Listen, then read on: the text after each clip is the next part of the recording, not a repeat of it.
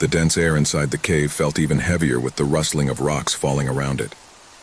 The hikers had barely had time to react before the ground crumbled beneath their feet, falling into a dark, cold darkness. When at last the noise of the rocks died down, they found themselves in a vast subterranean space with the walls of the cave extending upwards like gigantic pillars, and the ceiling seemingly so high that the human eye could not see the end. However, the most frightening thing of all was the silence. A silence so dense and crushing that it seemed to devour every sound, every whisper, every breath. They had come with the intention of exploring, but now they were trapped, with no way of knowing if there was a way out, or if they would ever see the light of day again. Their lanterns flickered faintly in the darkness, as if the shadows themselves wanted to take hold of them. Dust-covered bodies with some superficial wounds from falls were trying to gather around a small illuminated area. Mark, the leader of the group, was the first to react, looking up at the cave walls for any sign of a way out. His breathing was rapid, his mind trying to process what had happened. Was there a way to escape? There didn't seem to be a clear path, just the cold, rocky walls that surrounded them. Emma, his longtime companion, came up to him, her face pale and full of fear. She didn't say anything, just held onto his arm tightly. "We have to look for a way out. This can't be the only thing," Mark said, his voice trembling but determined. The group, which had arrived as a simple excursion, was now caught up in something much more terrifying. Every step they took seemed to bring them closer to an even deeper abyss, an abyss in which not only physical darkness enveloped them, but also the anguish and despair that began to take hold of them. In the midst of the chaos and bewilderment, suddenly, something changed. Faint whispers, barely audible, began to fill the air. The group members stopped, their hearts pounding. The whispers were empty, as if coming from the very walls of the cave. There was no clear source, but everyone could feel them, like a presence moving, waiting. Fear began to grow within them, like a tangible presence surrounding them. "You heard that, didn't you?" asked Liam, one of the younger hikers, looking around with eyes full of dread. No one answered. Everyone was listening, but the silence remained like a veil over them, increasing the feeling that someone was watching them. "We must keep walking," Mark said finally, his voice breaking but firm. "Maybe we can find a way out if we keep moving forward." He tried to restore the calm that everyone was beginning to lose, but deep down, he knew that anxiety was consuming him as much as everyone else. With slow steps, the group moved forward, their flashlights illuminating the contours of the walls. The sound of his footsteps echoed through the vastness of the cave, as if the echo of each movement multiplied, amplified by the darkness. The air grew denser with each passing second, and the feeling of being watched only intensified. They spent what seemed like hours walking in circles, but no matter how far they went, they couldn't find a way out. Each turn led them to a new fork in the underground labyrinth, but none seemed to lead to anything more than a new darkness, deeper and more unnerving than the last. The fear was accumulating like a constant pressure on her breasts. The flashlights began to flicker, as if the batteries were running low, but everyone knew that was impossible. They had checked the flashlights before entering. Something was interfering with the energy that fed them, and then they saw it. At the end of a corridor, just at the edge of the lantern light, a figure appeared, tall, thin, and shrouded in shadows. Although they couldn't see him clearly, something in his presence was unmistakable. He wasn't human, not completely. His movements were slow but calculated, as if he were in no hurry. His figure seemed to merge with the darkness, and despite being several meters away from them, everyone felt a chill run down their spine.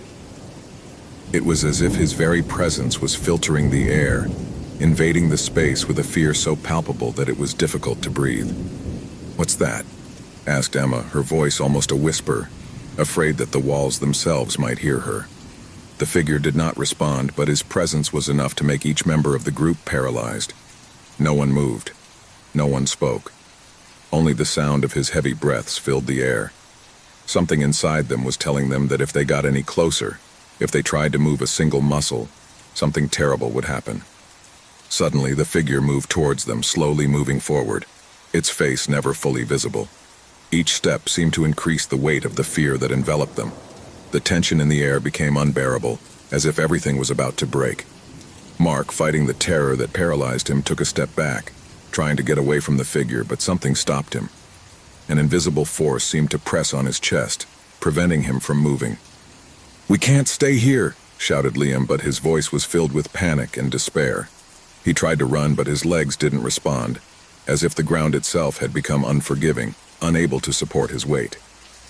The figure was getting closer, and now Mark could see something that made his blood run cold. Instead of a human face, what he saw was a void, an abyss in the place of the eyes, where there was only darkness. The figure began to speak, but his words were incomprehensible, swept away by a distant echo that seemed to come from everywhere. "This is the end," the figure whispered, his voice echoing in their minds. "There is no escape from the abyss. This is where it all ends." Terror seized them in an instant. There was no way out, there was no hope. The abyss had claimed those who had tried to escape. Suddenly, the ground beneath his feet began to shake violently, and the echo of a distant scream, filled with despair and pain, echoed through the walls of the cave. The figure began to fade into the darkness, but his laughter, filled with mockery and emptiness, continued to reverberate in the ears of the hikers. The last memories they had before succumbing to the abyss were the laughter and muffled screams, and the sound of rocks falling on them, as if the cave itself was closing its doors forever. The guardian of the abyss had served his purpose, and with his last laugh, the group of hikers disappeared, forever trapped in the endless darkness. The antique shop was hidden in a narrow, dusty street, almost impossible to find if you didn't know exactly where to look. The display cases were full of dusty objects, old and forgotten in appearance, which had survived the passage of time without being appreciated, destined to fall into the oblivion of future generations. However, in the midst of the darkness of that store, there was a piece that seemed to glow with a subtle yet unsettling glow. Gabriel, a young art collector, had come to the shop after hearing rumors about an old painting that was said to have an intriguing history. The owner of the shop, an older man with an enigmatic look, received him in silence and led him to the back, where, on an easel, was the painting that had attracted Gabriel's attention. It was a medium-sized painting, with a scene showing a family gathered around a table. The painting was beautiful, with impeccable technique, but there was something about people's faces that I couldn't decipher. Something in those empty eyes and that frozen expression troubled him deeply. The background was gloomy, as if a thick dark fog was sliding across the scene, enveloping everything in an air of despair. Gabriel couldn't help but feel a strange attraction to painting.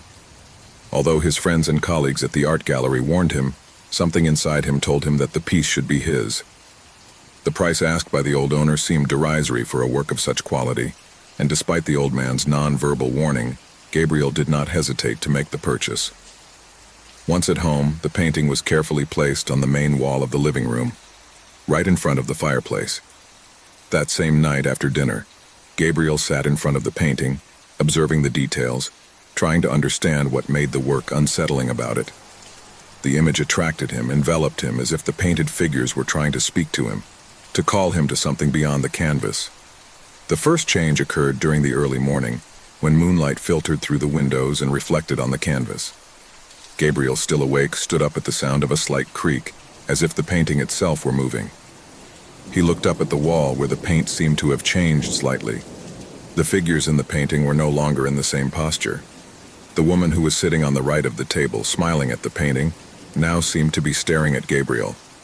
His eyes had become darker, deeper, as if that woman's gaze was watching him directly through the painting. A shiver ran down Gabriel's spine. He tried to rationalize what he had seen, thinking that perhaps the light and shadow played tricks on his eyes. But as the days went by, the alterations in the painting became more noticeable. Every night the scene was modified, albeit in a subtle way. The faces in the painting were beginning to show more distressed expressions. The figure of the man in the center, which at first seemed a reassuring figure, began to distort. His face lengthened, as if the painting were taking on a life of its own. Gabriel began to notice that, even though the figures seemed inert during the day, every time he turned off the lights, the eyes of the characters in the painting seemed to move towards him. One night, while studying the painting, something even stranger happened. The scene was completely altered. The painting family was no longer gathered around the table. Instead, the characters seemed to be facing each other, their faces disfigured by terror. The man in the center of the table seemed to be screaming, but he made no sound. The figures were surrounded by a thick fog, as if the painting itself was being swallowed by something dark and ominous. Gabriel felt trapped in a nightmare. He began to see shadowy figures reflected on the surface of the canvas. I couldn't take my eyes off the painting, but at the same time I felt a growing sense of anguish. He decided to research the history of the painting, looking for any clue as to its origin. However, what he found only plunged him further into mystery. There were no records of that work, nor of the family portrayed in it. The only thing he could find was a hidden note on the back of the painting that read, "Darkness takes away what it touches." This note, written in an ancient calligraphy, appeared to be marked with a red stain, as if it were blood.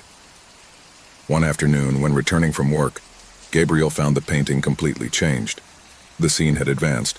Now it showed the characters in what seemed an even more disturbing scenario. A fire was burning behind the family, consuming the scene in total chaos. The woman's figure, which at first seemed to be the calmer figure, was now wide-eyed, her hands raised as if trying to scream, but not audibly. Gabriel was indescribably attracted to painting, but at the same time an unbearable terror seized him. One night, as I was looking at the painting through a dim light, something worse happened.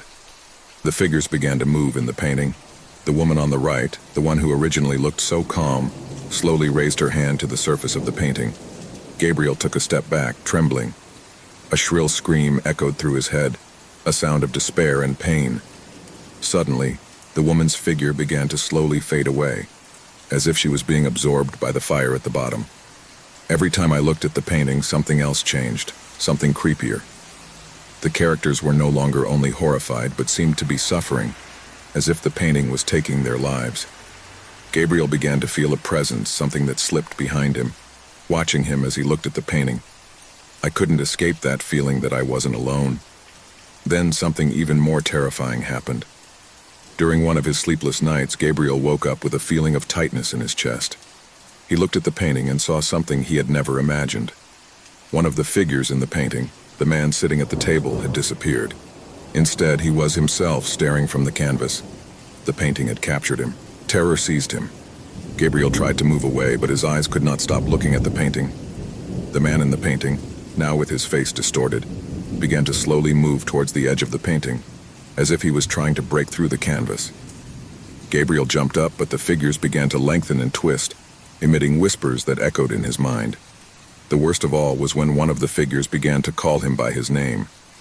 Gabriel heard clearly the whisper of his own voice emerging from the painting. "Gabriel, come here." The feeling of despair completely invaded him. His mind became cloudy, and fear consumed him.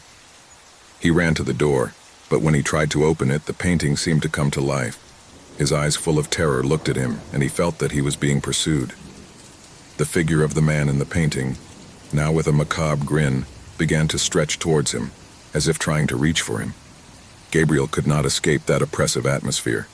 The man in the painting drew nearer and nearer until, with a last cry, he disappeared from the canvas, leaving only the dense fog that enveloped the scene. Suddenly, everything in the room went dark. Painting was no longer just an image on the canvas. Gabriel could no longer distinguish between the real world and the painting, as if the painting had completely absorbed him.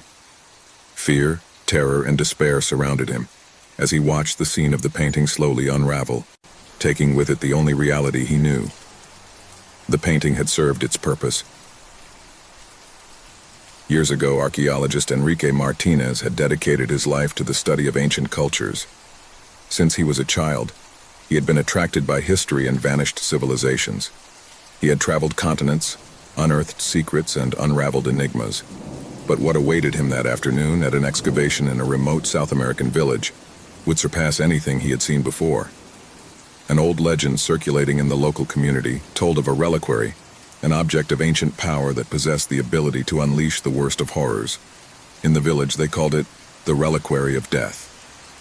No one dared to approach the excavation area for fear that the dark forces would awaken. However, Henry, with his insatiable desire for knowledge and his skepticism about such stories, ignored the warnings and decided to delve deeper into the search. One day, after weeks of meticulous work, Enrique and his team discovered something they didn't expect. Among the rubble of a structure that dated back centuries, something metallic glowed faintly in the sunlight. At first, he thought it was just a piece of pottery, but as he cleaned it with great care, He soon realized that it was a locket, small but adorned with intricate engravings and strange symbols that seemed to move as he looked at them. With trembling hands and a mixture of excitement and caution, Henry grasped the locket. The piece seemed to have a life of its own. The aged gold shone in a way that hypnotized him. However, a shiver ran down his spine when, as he opened the locket, he felt a dark energy that was unleashed with a rumble that echoed in his chest. Suddenly, an icy air invaded the place, and the shadows seemed to lengthen, as if they wanted to devour him. Enrique took a step back, looking for the locket with his eyes, but it was too late. The evil had been released. Darkness took over his mind, and something inside him whispered, though he couldn't understand it. A heavy silence descended upon the camp. The men around him began to feel him, as if an unknown presence was stalking them, watching them from the shadows. That night, the first strange events began. The air grew heavier, the stars shone brightly, but they offered no comfort, only a warning. Enrique was alone in his tent when, suddenly, a feeling of extreme cold enveloped him. At first he thought it might be the wind, but he soon realized that it was not natural. The light of his flashlight flickered, then went out, and in the darkness he could hear a low, deep whisper, like the murmur of voices rising from the bowels of the earth itself. His hands trembled as he reached for his lighter, but as he did so, something stopped him. A pair of red eyes flashed in the darkness, watching him, looking at him with terrifying intensity. Enrique felt his heart racing, terror running through his skin. He tried to scream, but his voice choked in his throat, as if an invisible force was oppressing him. His eyes drew closer and closer until Enrique felt that he was about to be dragged into that darkness. The vision suddenly faded. The store returned to calm, but Enrique knew that it had not been a dream. Something had changed inside him. The locket had not only released an evil force, but it had also left a mark on his soul. The next day, he tried to continue his work, but the atmosphere grew denser each time he approached the locket. The men in the camp began to abandon the excavations, terrified by the manifestations of the paranormal that happened every night. The voices whispered louder, and the shadows seemed to move unnaturally. Many of the workers said they saw shadowy figures slipping into the corners of their eyes. Some even began to fall ill inexplicably. A couple of days later, Enrique began to experience horrible nightmares. In his dreams, he saw a figure wrapped in a dark cloak, with red eyes and a sinister smile. The figure called him, invited him to join her, to follow the path to death. Every time I woke up, I felt like I wasn't alone. An invisible presence watched him, always close. One night, in an attempt to stop what he had unleashed, Enrique returned to the place where he had found the locket. He was determined to seal it again, to return it to the place where it belonged. But when he arrived, he realized that he could not do it. The shadows around him grew thicker and the air became thick as lead. Each step he took toward the locket, the stronger the pressure felt. It was as if the earth itself was alive, rejecting him. Finally, when he reached for the locket, something changed. The ground began to shake, and a deafening sound filled his ears. It was the creaking of the bowels of the earth. Suddenly, a figure materialized in front of him, shrouded in absolute darkness. He had no face, just an endless shadow. His voice echoed in Enrique's mind. "Do you think you can stop the inevitable? Do you think you can escape the fate that belongs to you?" Enrique tried to take a step back, but his body was unresponsive. The figure surrounded him, and darkness took over his being. The screams of his fellow diggards, who had returned in search of answers, coalesced into the air, echoing in his mind like a distant echo. Then, everything vanished. When Enrique woke up, he was in a dark place, surrounded by shadows.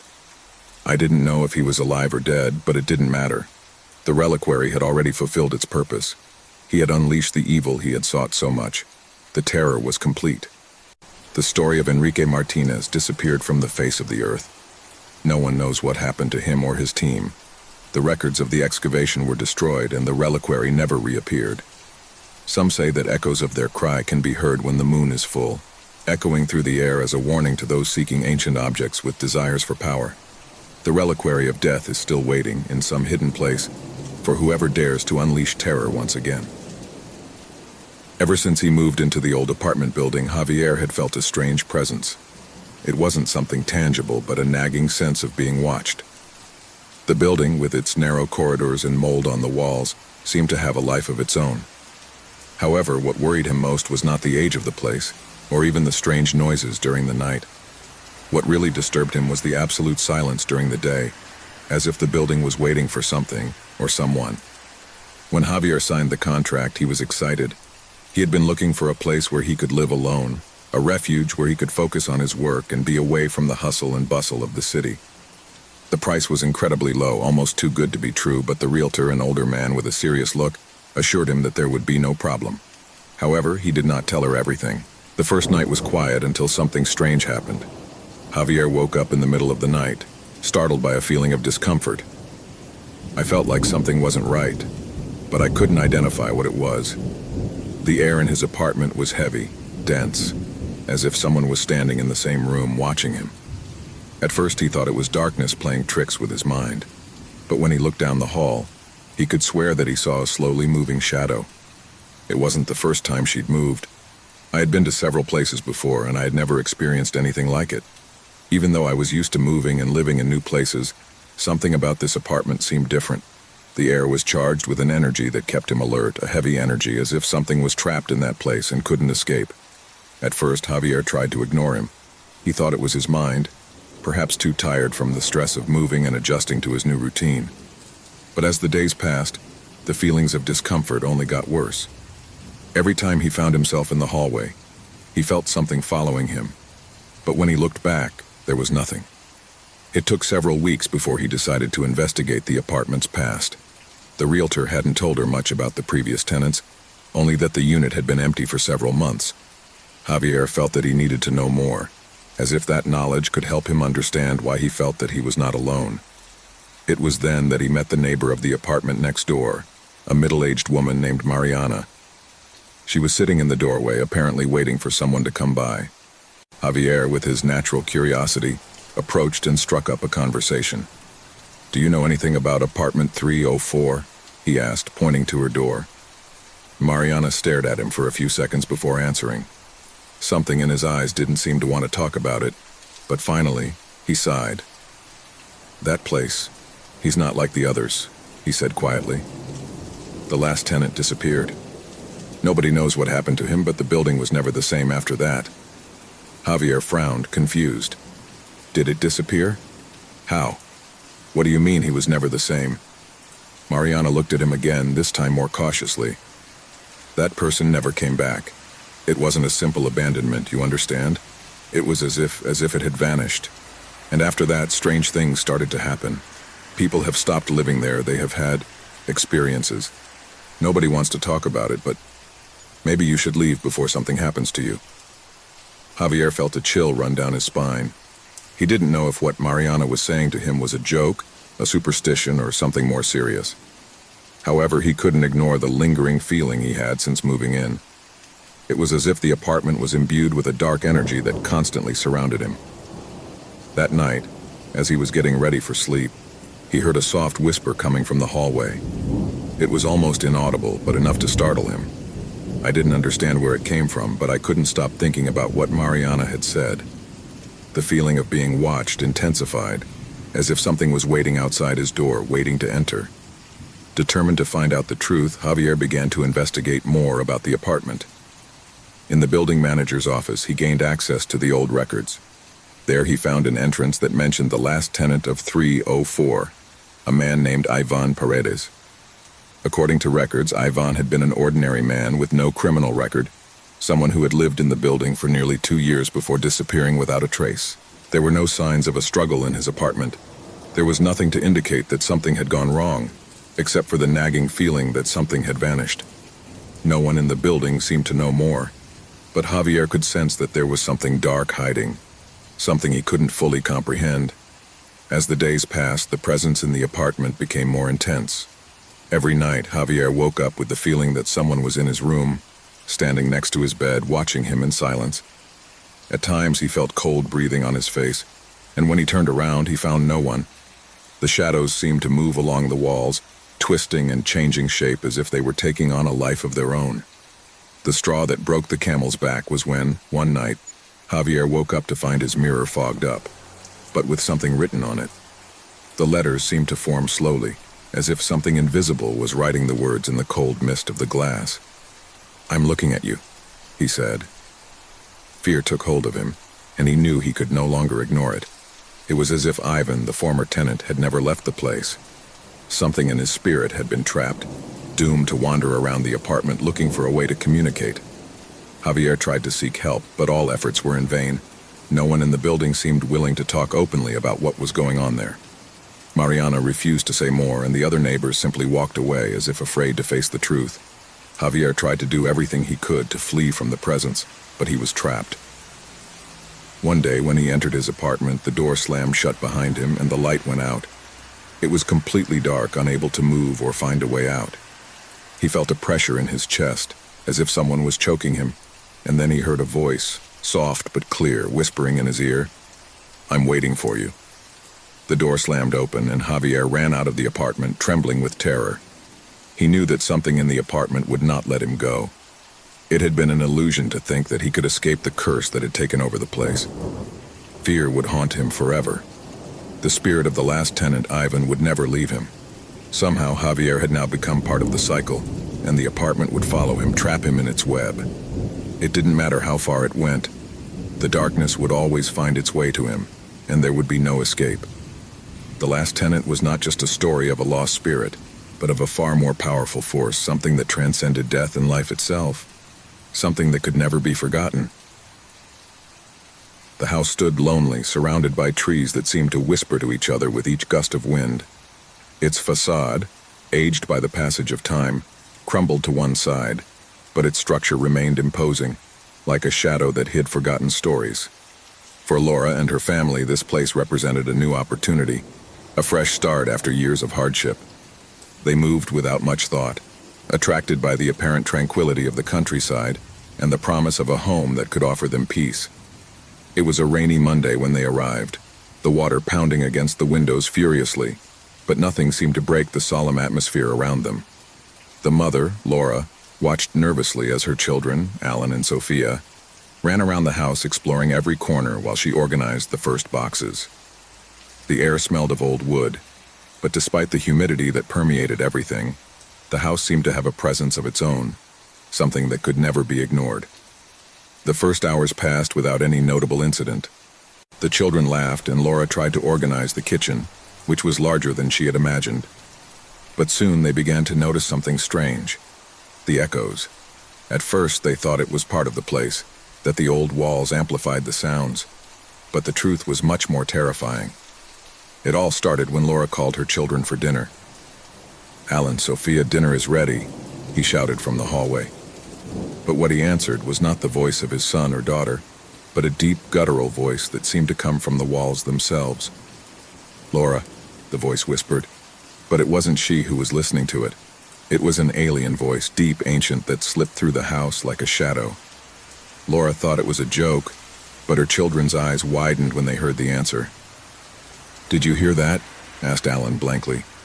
Laura tried to calm the children, assuring them that it was just the sound of the house, but as the days passed, the echoes began to become more persistent.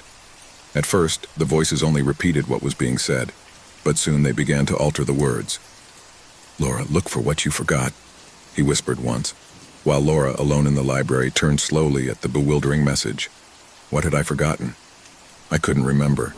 The echoes began to take on a more tangible form, as if the voices could see something she didn't. As she explored the house, she found old photos in the attic, faded images of people she didn't know. One of the portraits caught his attention, a man with a grim expression looking toward the camera with eyes full of despair. The house had secrets, and the echoes were just the beginning. One night, while the family was having dinner in the dining room, Sophia asked something that made the air freeze. "Mom, who is the man in the attic photo?" he asked innocently. Laura felt a chill run down her spine. She hadn't mentioned anything about the photo. "What man?" he muttered, but before he could ask, the voice of the man in the photo spoke in the dining room. "Look at what you're hiding." Panic gripped Laura, but she still tried to rationalize what was happening. The voices were echoes, nothing more than that. But every time someone spoke, the echoes responded, and over time they began to reveal darker secrets. The man in the photo, the voice whispering in the night, began to put together pieces of a strange puzzle. That house had not only been his refuge, but also his prison. Laura began to investigate the history of the house, but the more she investigated, the more terrifying the revelation became. The house had originally been built by a man named Samuel, a hermit who had disappeared without a trace, but not before he had committed terrible acts. He had used the house as a refuge for those he had recruited from other nearby villages. No one knew for sure what was going on within the walls of the mansion, but the echoes, the whispers of those who had passed by, had never been extinguished. One night, while Laura was sleeping in her room, something strange happened. The echoes grew louder and louder, more intense until they began to transform into heart-rending screams. "Help, help me!" shouted a female voice, and Laura woke up breathing heavily. He got out of bed trembling and walked down the hall. In the mirror at the entrance, she saw her reflection, but she was not alone. Someone else was there, a shadow that vanished before he could scream. That same night, Alan and Sophia began to have nightmares. They woke up sobbing, terrified by the voices that spoke to them from the walls. "We are here with you," whispered the voices, as if they were trapped in the place. It wasn't just a game. It wasn't just an old house. They were trapped in something much bigger, something darker. Anxiety was building up in Laura. As the days went by, the echoes began to reveal more personal, deeper things. "Your mother is in danger," the voices whispered to Sophia, and then to Alan before they could tell Laura. Something was crumbling in the walls, and she could feel it. One day, Laura returned to the attic and found something that left her cold. A small old leather notebook, full of words written in dark ink. The words were written in a hurried manner, with palpable desperation. It was Samuel's story, but it was also his family's. He had invoked a dark covenant, one that bound him to the house forever, and to all those who moved there. He had used his own children. He had done horrible things to them, and the echoes were their trapped souls doomed to repeat their cries eternally. Laura tried to destroy the notebook, burn it, but the echoes increased in intensity, and the voices began to scream louder. "You can't escape," said the voices, ringing in their ears, filled with hatred and despair. When she tried to flee with her children, Laura realized that the house would not let them leave. The doors slammed shut, the windows were tightly sealed, and echoes filled every corner. At that moment, the family understood the truth. The echoes were not only voices that responded to what they said. They were voices that revealed what had happened in the house, the sins committed by those who had lived there before. And now the family was caught in that same curse. Laura, in her desperation, tried to remember everything she had learned about the house, about the pact that had bound souls to those walls. But there was no way out. The voices increased in intensity, filling the house with a deafening roar. "They're here to stay," the final voice rang out, and with one last cry of terror, Laura and her family joined the echoes. The House of Echoes had claimed its last victim, and the voices continued to repeat their secrets, eternally trapped in the walls of that forgotten mansion. It was a gray afternoon when Emily, exhausted from the long journey, decided to take an alternate route on her way home. The deserted road stretched for miles, surrounded by growing darkness. There were no signs of life or other vehicles, only the roar of the wind and the distant chirping of crickets. The engine of her car echoed in the stillness of the landscape, and she took the opportunity to relax. As she drove, she began to feel a strange sensation, as if she were being watched. She shook her head and told herself that it was just tiredness. However, something was not right. His phone above the passenger seat vibrated suddenly. Emily frowned at the screen. He didn't recognize the number, but decided to answer, hoping it was an important call. "Hello, who's talking?" she said in a tired voice, trying to sound calm. At first, there was no response, just the sound of heavy breathing on the other end of the line. Emily raised an eyebrow, puzzled. "Hello?" he repeated, looking at the phone with growing uneasiness. Finally, a trembling voice emerged from the darkness on the other end of the line. "Help me, please," said the male voice, full of despair. "I'm trapped. I don't know where I am. There's something here, something that is looking at me. He's chasing me." Emily felt a wave of discomfort run down her spine. The voice was distorted, as if the man was in a dark, terrifying place. "Who are you?" he asked, his pulse racing. Fear was beginning to creep into his voice. Before he could receive an answer, the call was abruptly cut off, leaving only the echo of the stranger's heavy breathing. Emily, her hands sweaty, looked at her phone for signs of life, but there was nothing. There were no messages, no missed call logs, just the blank screen. He stared at his phone for a few seconds, his mind racing for answers. Just a joke, he thought. It must be someone playing with me. However, a strange sensation lingered in the air. She decided to continue on her way, but she couldn't shake the feeling of being watched. Over the next few days, Emily tried to forget what happened, blaming it on the stress and fatigue of the trip. However, something inside him told him not to ignore it. She was used to being alone on her travels, but she had never felt anything so unsettling. The latent sense of danger never went away. One night, after arriving at her apartment, Emily checked her phone and saw something that left her paralyzed. A message without a sender or any information. When he opened it, he saw a recording. She played it without knowing why, as if something pushed her to do it. The audio that began to play was the same as that of the mysterious call. The same desperate voice, the same gasping breath. But what made her tremble with terror wasn't just the voice. It was the sound of a whisper filtering through the end of the recording. Something enigmatic, almost inaudible, but clearly audible to anyone paying attention. "Don't look back," the whisper said like a warning. A shiver ran through his body. Suddenly he realized that there was something much more sinister behind that call. Something dark that was following her. But I couldn't let it go. I couldn't ignore it. He decided to investigate. However, I had no idea what I was about to discover. Emily began to go through her phone logs, looking for something that might lead her to understand what had happened on the road. When he accessed the call history, something strange happened. There on the list, he saw the call from the unknown number, but with a peculiar detail. The time she was received did not coincide with the time she had been behind the wheel. It was as if the call had been recorded long before she answered it. The mystery increased, but something worse awaited her. That same night, Emily began receiving text messages. They were short, meaningless, but chilling. "You're closer than you think," said the first. The following message came shortly after. "Don't leave the house." Another, an hour later. "Time is running out." The messages intensified as the days progressed. Emily couldn't ignore them. She began to feel like she was being watched constantly, even though there were no obvious signs that anyone was around. At all hours, I felt the presence of a shadow, something I couldn't see but that was always lurking. The situation escalated when, one morning, Emily woke up with the feeling that something was not right. The air was dense, as if the atmosphere itself were charged with electricity. When she got out of bed and looked out the window, she saw something that left her paralyzed. On the other side of the street, in the gloom, there was a figure. Tall, thin, motionless. A figure she couldn't identify, but who seemed to be staring at her. Panic took hold of Emily. He closed the curtains quickly, trying to calm himself. I needed to get out of there. He didn't know where he would go or what he would do, but he felt that his life was in danger. He picked up his phone and saw one more notification, a message with an attachment. The file was a photo taken from his own window, showing his figure looking out. The tall and slender figure was now closer. So close that I could see her eyes, which glowed in the dark. In a fit of desperation, Emily ran to her car and drove to the place where she had first received the call.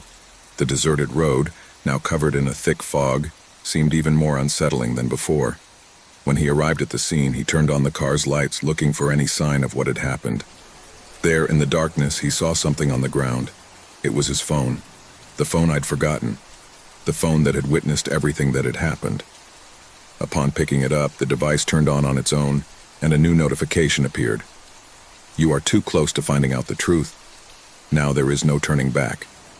A heart-rending scream filled the air, and Emily felt something horrible loom over her. The phone began to make a strange sound, as if something was happening on the other end of the line. However, there was no one there. Everything was silent, except for the sound of his own breathing, quickened by fear. Emily tried to run, but the ground began to shake under her feet. At that moment, a dark figure emerged from the fog. It was the same being in the photo, his face deformed and his gaze fixed on her. She had no human face, only empty eyes that stared at her with terrifying intensity. The figure moved forward, sliding on the ground, and Emily, paralyzed with terror, tried to scream. But his voice did not come out. Only the sound of fog and heavy breathing surrounded her. The phone fell to the floor, and with it all hope. The figure caught up with her, and Emily disappeared into the darkness, absorbed in the terror that had haunted her from the moment she answered that call. The investigation that followed was puzzling. The phone, which was found at the scene, contained more messages, some sent before Emily's disappearance, others after. The recordings and photos she had received indicated that someone had been following her from the moment she accepted that call. No one knew who was behind the threat, but the case remained unsolved. The authorities never found a concrete clue, and the forgotten phone remained stored as a macabre memory of the inexplicable. Emily's disappearance became a legend, a horror story whispered in the dark, where the forgotten phone was the key, and the figure in the fog, the eternal nightmare that haunted those naive enough to answer an unknown call. The sound began subtly, almost like a murmur. At first he didn't pay attention to it. He thought it might be the sound of old plumbing or some broken pipe. But as the days went by, the noises became more constant, louder.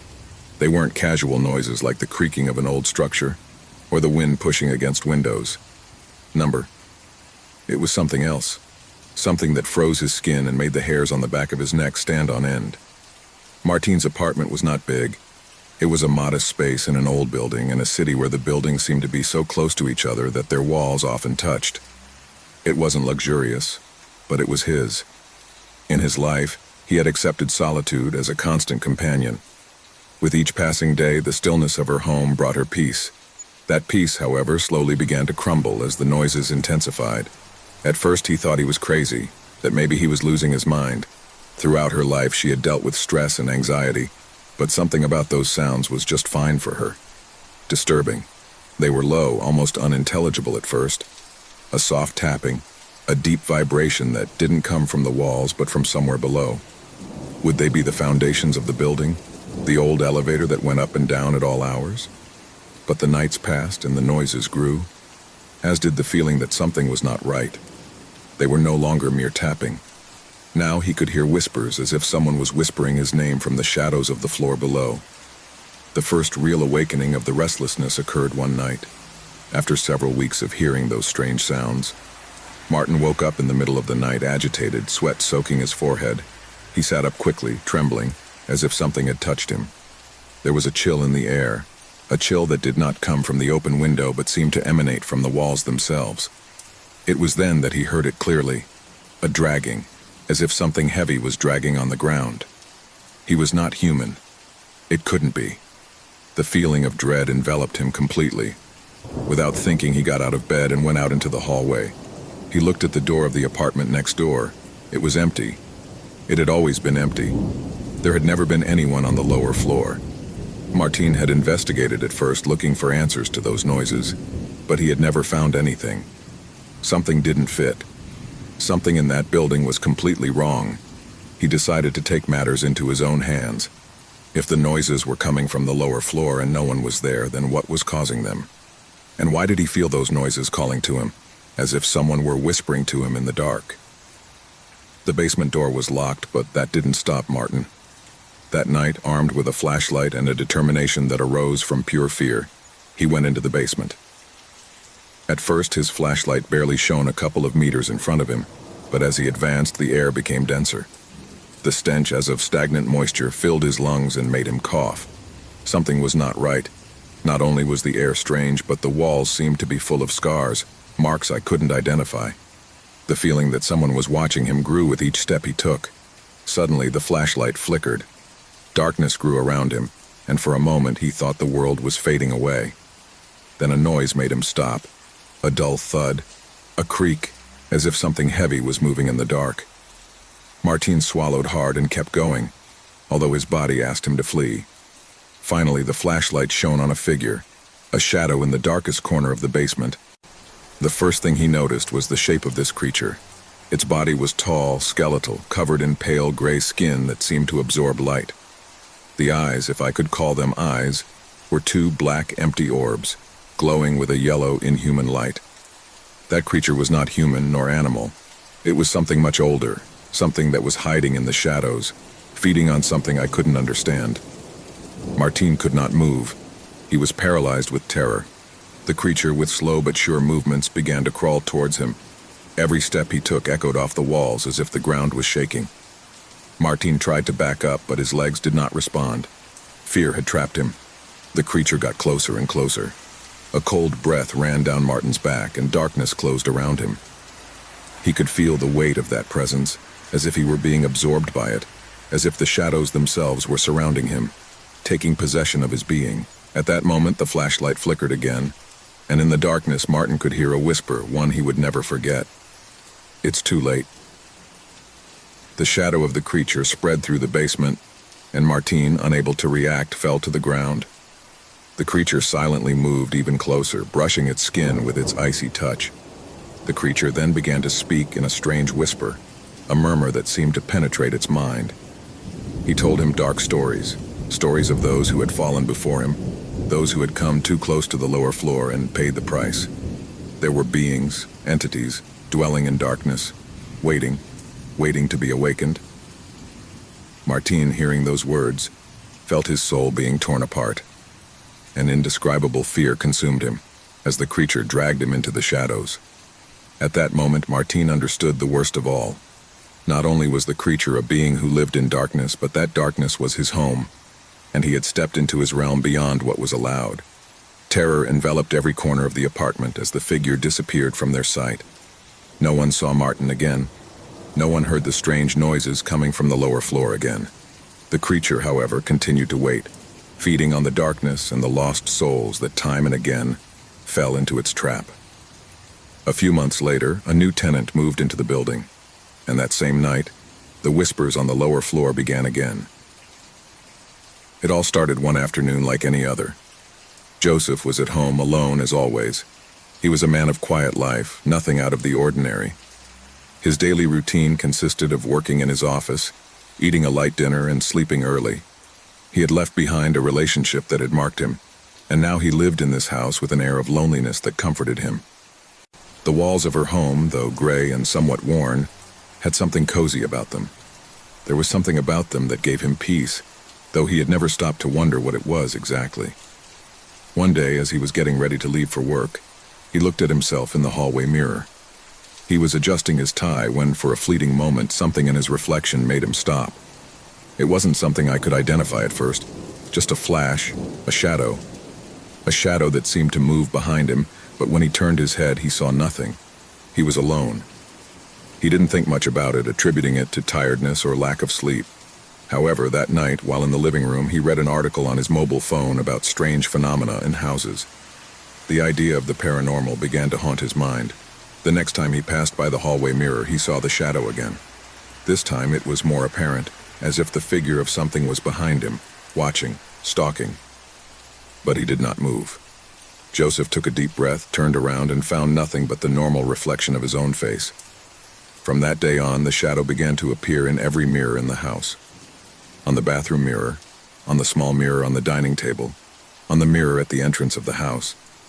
It was always the same shadow, always following the same pattern, moving slowly, as if it had a life of its own. Each time Joseph looked at himself, the figure seemed to draw closer to him, as if it intended to reach him. At first, Joseph thought he was losing his mind. It was not possible. How could a shadow have a will of its own? And how could he move through each mirror in the house? But as the days went by, the shadow's behavior became stranger. In the bathroom mirror, he could see how the shadow seemed to lengthen, stretch towards him, as if he wanted to touch him. In the reflection of the hallway, the shadow was beginning to change shape. It was no longer just a dark outline. I could see how the shadow formed a human figure, but it was blurry, undefined. Jose began to feel observed. It didn't matter where I was inside the house. He could no longer escape his own gaze in the mirror, the shadow that stalked him from the reflections. Every time I walked into a room and saw the mirror, I could feel the shadow getting closer and closer. He was no longer sure if he was only seeing what his mind was suggesting to him, or if somehow that shadow was actually following him. One night, after having been at home all day, the shadow became more apparent than ever. As Joseph walked down the hall, he felt a presence behind him. It wasn't like other times, when she had felt that something strange was happening to her when she looked in the mirrors. This time, the feeling was more real. The shadow in the hallway mirror seemed to move on its own, swirling around him as if to catch him. Joseph backed away quickly, his heart pounding. He looked around, but there was nothing in the house that could explain it. He ran to the dining room looking for something that could make sense of it all. Fear began to take hold of him. He couldn't comprehend what was happening, but he couldn't ignore it anymore. That night, he couldn't sleep. He decided to stay in the dining room without taking his eyes off the mirror. The shadow appeared again, sharper, more defined, drawing closer and closer to him. He was a human figure like a specter, but with something dark about his being.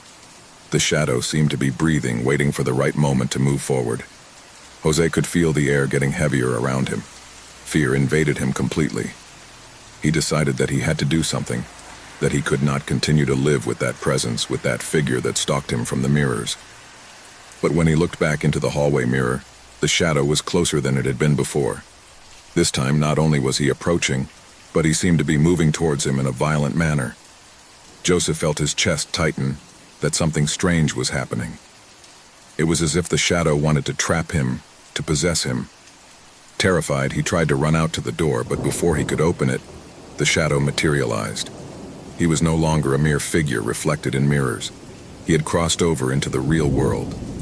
Joseph could see the shadow take on human form, a disfigured-looking figure with empty eyes and an expression of anger and despair. The shadow surrounded him, and he, in his utter panic, couldn't move. Terror had paralyzed him. He wanted to scream, but his voice choked in his throat. The shadow began to whisper in his ear, incomprehensible words as if he were speaking to him in an ancient language, one that Joseph had never heard.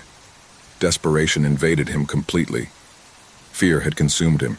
He tried to back away, but he couldn't. The shadow kept him trapped. It was as if he were in an invisible prison that prevented him from escaping. The horror of what I was experiencing made everything even more real. The shadow not only followed him, now he touched him, brushed him with his cold hands, transmitting a feeling of pure evil.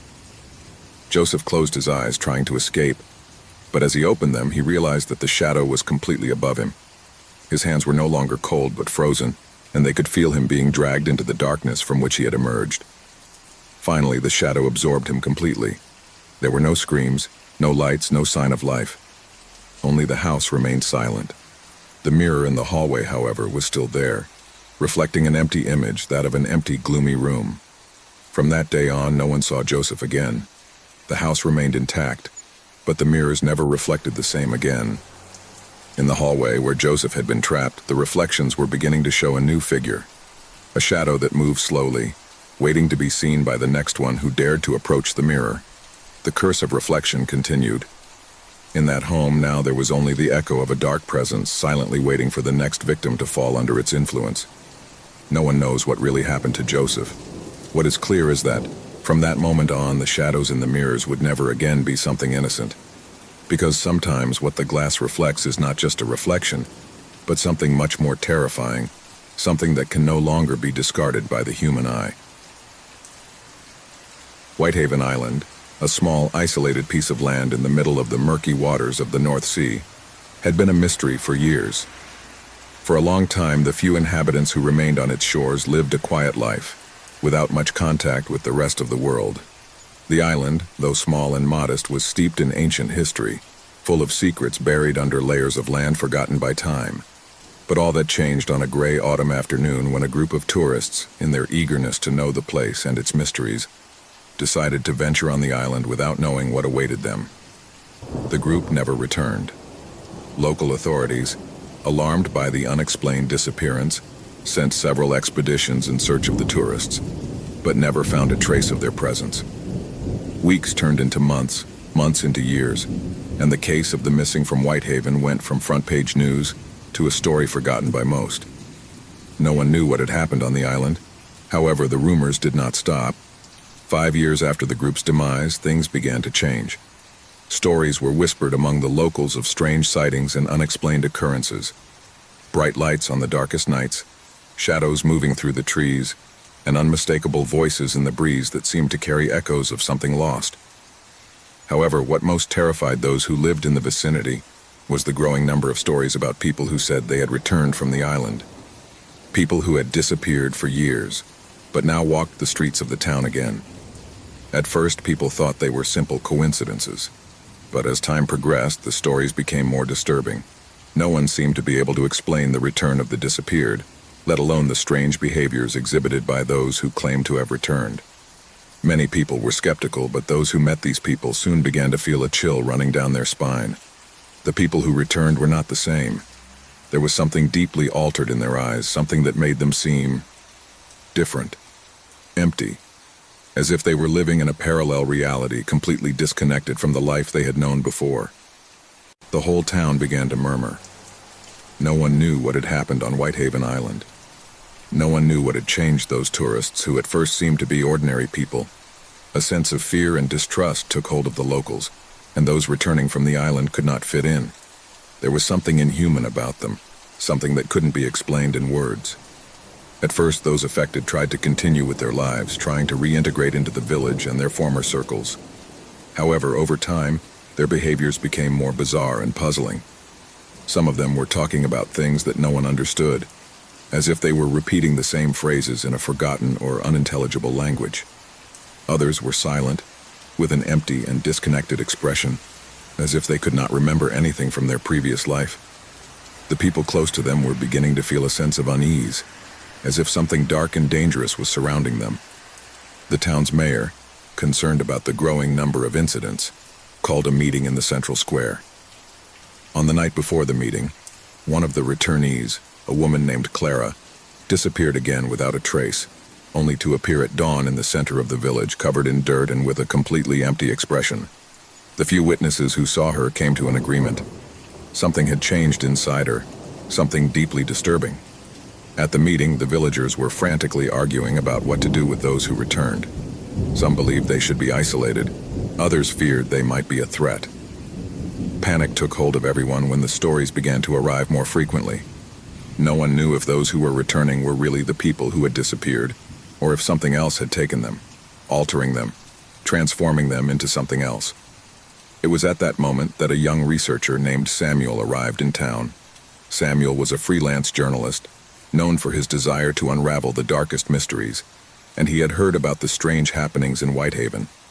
He decided to travel to the island to discover the truth behind the returnees. With the approval of the local authorities, Samuel boarded a small boat to the island.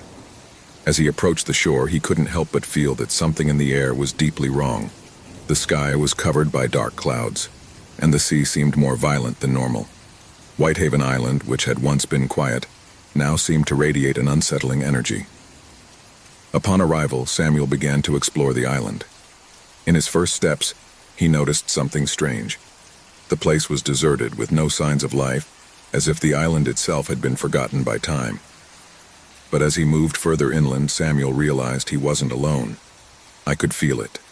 Something was watching his movements, walking among the trees and moss-covered rocks.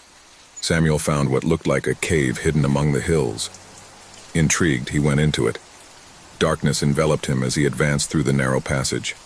And then, at the bottom of the cave, he saw something that left him cold. A set of strange symbols were etched into the walls of the cave, symbols that did not belong to any known culture. They were ancient, so profoundly old that they defied human logic. As Samuel watched them, a sense of anguish came over him. He felt as if something was awakening in the depths of the island, something he had been waiting for centuries. Suddenly the cave began to tremble, and a strange vibration ran through his entire body. Samuel tried to get out, but the walls seemed to move, closing around him. It was then that he heard voices, soft at first, like a whisper in the distance. The voices grew louder, closer, until suddenly they stopped. And then he saw something he would never forget. The missing tourists, the same ones who had returned to the village, were standing in front of him, their eyes empty and their bodies motionless. They were there, but they were not the same. Something had transformed them. Something had possessed them. At that moment, Samuel understood what had happened. The island had not only been a place of isolation, it had been a point of convergence, a space where dark forces had infiltrated the human world. The people who returned were not human. They had been altered, possessed by an ancestral entity that controlled them. And that entity had been patiently waiting for his return. As the island began to crumble around him, Samuel tried to flee but couldn't. Darkness surrounded him, and the voices of the missing were transformed into deafening screams. The cave swallowed it all, and Whitehaven Island, with all its secrets and horrors, was sealed forever. The villagers never heard of Samuel again. The returnees, if they could still be called that, continued to wander the streets, their gaze empty, and their soul lost forever. And the island, with its hidden terror, continued to wait for the next victim. The house was in absolute silence. The usual noises of everyday life had faded away, leaving an eerie stillness in the air. Rosa, the woman who lived in the house, walked through the halls with a feeling of discomfort that she could not shake. There was something strange about the air, something she couldn't identify, but that made her feel observed. The house had been his refuge for years, but lately everything had changed. Something felt out of place. One night, while Rosa was sitting in the living room trying to focus on a book, the sound came. It was a soft cry at first, almost imperceptible, as if it came from a distant place. But after a few minutes, the crying intensified, as if the child were closer. A shiver ran down his spine and his breathing became heavy. The crying was strange. It didn't sound like a child seeking comfort. There was something distorted about the sound, something that caused fear to take hold of her. Rosa stood up suddenly, throwing the book on the floor. He walked towards the door of the hallway, looking cautiously around. The crying seemed to be coming from a specific place, a room at the end of the hallway. An antique cupboard covered with a layer of dust was there, like a monument forgotten in time.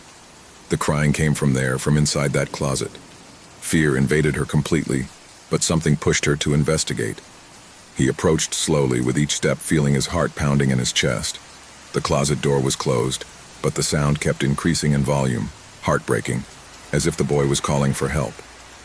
Rosa, with a mixture of curiosity and terror, reached out to the handle of the closet. As he touched her, a shudder ran through her entire body, as if the door was being guarded by something invisible, something that didn't want her to enter. With a superhuman effort, he opened the door. Inside, everything was dark and dusty. There were no children, but the crying was still heard, louder than ever. A cold air emanated from inside the closet, freezing his bones instantly. Rosa stepped forward, her breathing fluttering and her eyes adjusting to the darkness. Suddenly, a gust of cold wind caused the closet door to slam shut. Rosa turned around, terrified, but there was nothing. No children, no sound. Only the silence that had taken over the house again. However, fear was still nailed to his chest like an unbearable weight. She decided to go to her daughter's room to make sure she wasn't there, alone in the middle of the night. When she reached her door, something stopped her. A small whisper, almost inaudible, but enough to make his skin stand on end. He turned the knob and went in. His daughter slept soundly in his bed, his breathing calm. Rosa breathed a sigh of relief, but something was wrong. The boy in the closet couldn't be a dream. It couldn't be an illusion.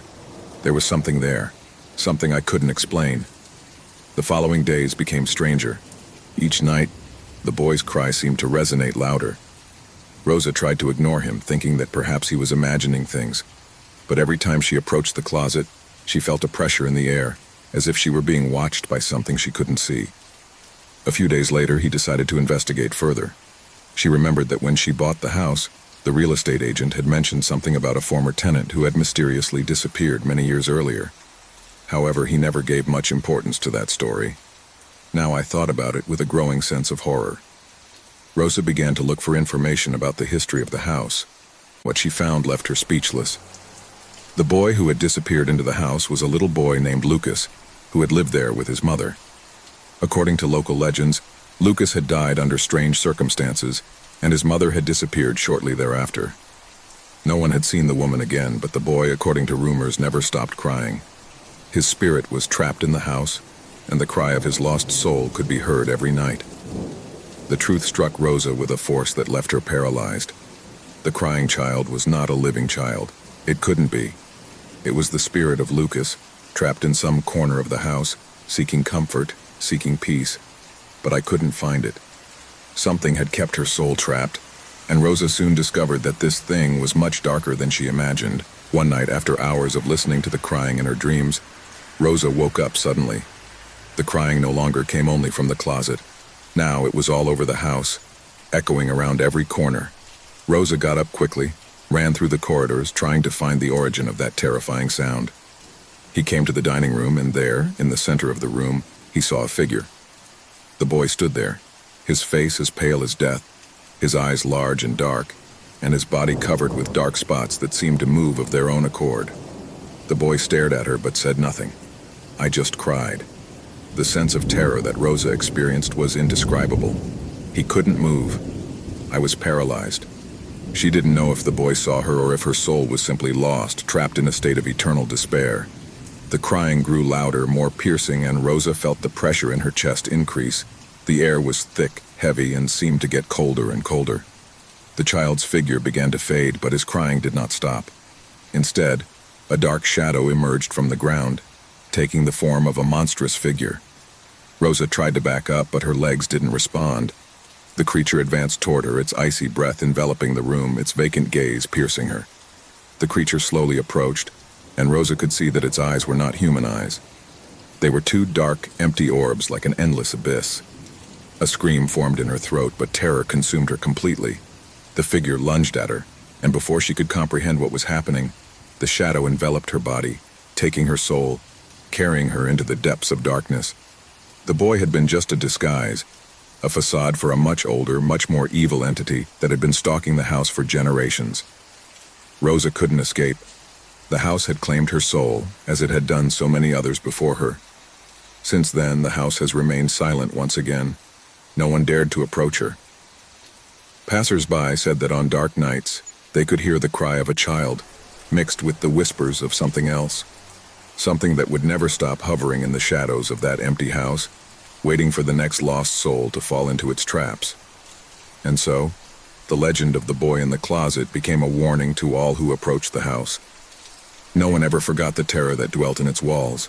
No one except those who had already become part of its history. The wind was blowing hard that autumn afternoon when Clara arrived at the house. She had decided to call her new home. After months of a hectic life, of pain that he could not let go, he finally sat behind the wheel of his car, looking towards the horizon as the last light of the day slowly disappeared. The house was all he had left, a desperate option, a way to escape from everything he had left behind.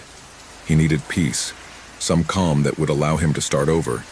The house was imposing in its antiquity, with stone walls that seemed to have stood the test of centuries. The glass windows were tall and narrow, as if they wanted to see the world but at the same time avoid it. The wooden door creaked as he pushed it open, and Clara felt a strange vibration in the air, a sense of something watching. He shook his head, trying to ignore the thought. Perhaps it was just the fear of the unknown, of what he had not yet had time to explore. At first, the days at home seemed normal. Clara spent her mornings unpacking and cleaning, getting used to the noises of the old house, the creaking of the wood under her feet, the wind whispering through the cracks in the windows. None of that troubled her. But one night, everything changed. She was lying on her bed when a murmur under the door of her room woke her up. At first, he thought it was the wind, but then he made out words. Those were his own words. He heard fragments of a conversation that he did not remember having, phrases that sounded familiar, but that he did not know where they came from. He got out of bed, his heart pounding in his chest. He approached the door cautiously, the heavy air of inexplicable tension. He opened the door slowly, but no one was there. There was no trace of what he had heard. A hallucination? She thought, taking a breath, but something inside her knew it wasn't. Panic began to slowly rise in his chest. The house was not normal. Something strange was happening. From that night on, the echoes continued. They were not always the same words, nor the same phrases. Sometimes echoes would come from the kitchen as she cooked. Other times they were in the hallway, muttering in a language she didn't understand, but somehow made her feel trapped, as if those voices were coming from a deep, dark place beyond the visible. She began to notice that the echoes were not only repeating what she had said in the past few days, but also what had not yet happened. One afternoon, while cleaning the windows in the main room, she overheard a conversation that left her cold. It was his own voice speaking to someone, but that someone wasn't there. Clara felt as if the ground under her feet was crumbling. In the echo, he could clearly hear his own words saying something he had never said, a phrase he had not yet predicted. This is just the beginning. What is to come is much worse. She tried to ignore it, to think that maybe she was just scared, but each time the echoes became clearer, more terrifying. And worst of all, they were not only talking about the past, but also about the future, about events that had not yet happened, but that somehow she knew, as if she had already lived them. The noises increased, filling every corner of the house, but the worst of all was that I couldn't escape them. They were in every room, in every corner. The echoes of his own life, his thoughts, his fears, his conversations, all floating in the air, waiting to be heard. In the early morning of a day that she did not know if she had arrived or if she was still part of the nightmare, Clara heard something that paralyzed her. It was a complete conversation, a conversation between herself and another voice, a voice she didn't know, a masculine voice, soft but authoritative, and every word he uttered was like a sharp knife, poking his mind. The voice asked her something that left her cold. "Are you ready to face what you have unleashed?" Clara got out of bed, feeling the weight of fear taking over her body. Something was terribly wrong with that house, something I couldn't comprehend.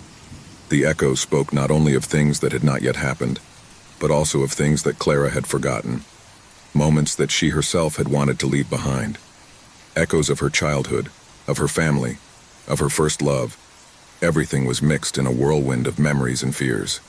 The house seemed to know her more than she did.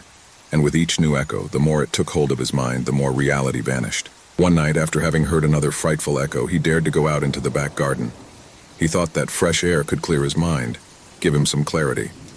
However, when he arrived at the garden, he noticed something strange. The shadows of the house seemed to stretch longer than they should, as if the night itself had warped around it. Clara felt a shudder run through her body, but she couldn't go back. I was trapped, but I didn't know why. Suddenly, the echoes became more intense, closer. It was as if the house was alive, breathing through those murmurs.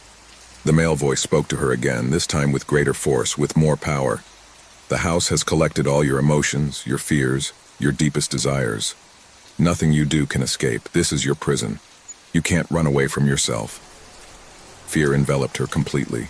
Clara began to run, but she could not escape. Every step she took, the echoes followed. The walls of the house seemed to close in on her as if they were absorbing her.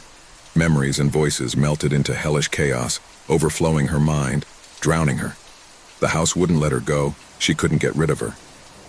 Finally, Clara found what she had been looking for, the way out. She ran towards the front door, wishing with all her soul for it to be over. But upon getting there, the door closed on its own, as if it was being pushed from within. The walls rumbled with distorted echoes, and Clara knew at that moment that she could not escape. The house had completely absorbed her. The house was already part of it. The last voice she heard before everything turned dark was hers, her words echoing in her mind with terrifying clarity. "I will never be able to escape this." The house, with its echoes, swallowed his soul, as it did all the souls that dared to enter its darkness. No one else came back in, but the voices continued echoing through the house, repeating the same phrases, the same memories, trapped in an endless loop. And so the house of echoes remained, waiting for the next person who, like Clara, thought might start over. The cold morning air seemed to envelop them in a thick mist that slid through the trees like an entity unto itself. The group of friends, 5 in all, were slowly advancing along the path that led them to the heart of the forest. Every step they took was accompanied by the rustling of dry leaves beneath their feet, a sound that seemed to be amplified in the absolute silence around them. Carlos, the most enthusiastic of the group, led the way with a flashlight in his hand, his face illuminated by the warm light that contrasted with the gray of the landscape. Behind him was Lucia, his best friend, followed by Eduardo, Javier, and Laura. Everyone, gasping for breath, stood together, looking straight ahead, where the forest seemed to grow denser with each step. "Are you sure this is the house?" Lucia asked, with a tone that denoted a certain fear, although she tried to hide it. "Of course," Carlos replied with a confident smile. "I have checked it. I've been here before, but I never dared to go in. Today will be different." Eduardo, always the most skeptical, raised an eyebrow, looking at the shadows that seemed to move in the distance among the trees. Fog enveloped everything around him, but the treetops revealed flashes of light that made the scene look surreal. "I don't like this," Eduardo murmured, but no one paid any attention to him. The group continued to move forward, ignoring the weight of fear that seemed to follow them, watching them at every step. Finally, after several minutes walking in silence, they arrived at a small clearing. There, hidden among the trees, was the house. The structure was old, with broken windows and wooden walls that showed the passage of time and decay. The house, however, seemed to have something that made it stand out from the rest of the landscape. A palpable energy, as if the whole place was charged with something dark, something ancient. The door of the house was ajar, which increased the bewilderment of the friends. "This isn't right," said Laura, who had always been the most cautious of the group. His eyes swept over the doorway and his stomach churned. Despite her fear, curiosity drove her to take a step forward. "It's okay," Carlos insisted, pushing the door effortlessly. "It's just an abandoned house. Surely there is only dust and cobwebs. Come on, let's go in." The group looked around. The trees, though imposing, could not hide the fact that something strange was happening in that place. The feeling of being watched did not disappear, but intensified. But the excitement of exploring the interior of the house overcame their instincts, and one by one they entered the hall. The air inside the house was heavy, dense, as if time itself had stopped there. The walls were covered with dark stains that, at first, were thought to be simple marks of moisture. However, as they progressed, something else became apparent. In the shadows of the main room, blurred figures could be seen, as if they were watching them from the corners, waiting. Carlos turned off the lantern and, with an expression that tried to hide his discomfort, whispered, "Let's explore a little more. Surely there is nothing." At first all seemed calm, though a sense of uneasiness hung over them. Every step echoed in the void, and the echo of their voices was lost in the heavy air. But soon, a series of strange noises began to fill everything. A crunch here, a whisper there. Lucy shuddered and looked at the others, trying to see their faces, but the darkness had completely enveloped them. Eduardo took out his mobile phone to use the flashlight, but the screen flickered before turning off completely. "What the hell?" Eduardo growled, rubbing his eyes as if trying to clear the fog from his mind. It was then that a sound coming from the upper floor broke the absolute silence. A dull thud followed by something that seemed to be dragging on the floor. Lucia, visibly pale, gritted her teeth. "I don't like this," he said in a trembling voice. "There's something about this house, something that's not right."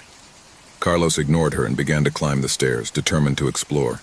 With each step, the sound of the creaking of the old wooden floor became more and more unbearable. Javier and Laura followed him closely, with fear marking his every move. Edward, for his part, remained in the hall, looking nervously at the shadows that stretched on the walls. Fear overwhelmed him, but he did not want to be the first to abandon the expedition. Upon reaching the second floor, the group found themselves in a long hallway, where open doors gave way to empty rooms. However, something else caught his attention. A room at the end of the hallway was closed with a rusty door that seemed to have remained intact despite the years. Curiosity, mixed with the growing sense of dread, pushed them closer. When they opened the door, an icy air enveloped them, as if time had frozen at that very moment. Inside, an ancient full-length mirror reflected their distorted images, as if they were seeing something that didn't belong there. Lucia's eyes widened as she saw a shadowy figure reflected in the glass. But when she turned, there was nothing behind her. The silence became absolute. The fear grew, and the shadows seemed to stretch all over the room, as if somehow the house itself wanted to devour them. "It's time to go," Eduardo said, his voice firm but nervous. He had had enough. However, before he could take a step back, the door slammed shut, leaving them trapped inside. The light from their flashlights flickered, and the sound of something heavy creeping in again was heard louder. Suddenly, an evil presence became apparent. Something ancient and powerful had been waiting, watching, and now, at last, it had decided to show itself. The air became denser, and the darkness around them began to come alive. A dull scream could be heard in the distance, the sound of something that was not human, something that had been part of that house long before they arrived. The walls seemed to shrink, the house creaked, and friends began to feel the pressure on their breasts, as if they were being crushed by an invisible force. The echoes of the screams began to multiply, and the feeling of panic took hold of everyone. A gasp escaped Javier's throat, and he collapsed to the ground. Lucia, terrified, tried to open the door, but her trembling hands could do nothing. A shadowy figure appeared in front of them, a tall, dark silhouette with empty eyes that reflected a darkness much deeper than the night itself. The evil that inhabited the house was there, manifesting itself in a tangible form, ready to reclaim what belonged to it. Carlos, trembling with fear, cried out, "Run!"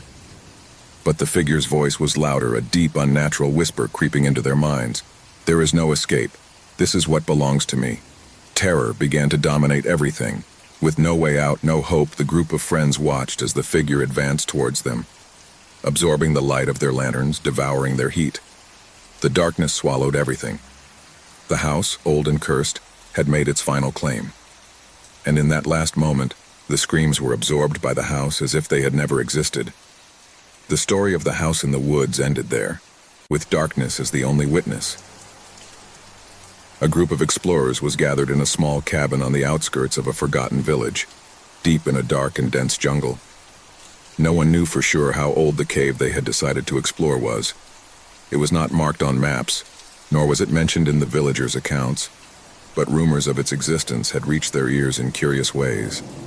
No one who had gone there had ever returned to tell their story, and that mystery, that shadow in the depths, was more than enough to ignite curiosity in the adventurers.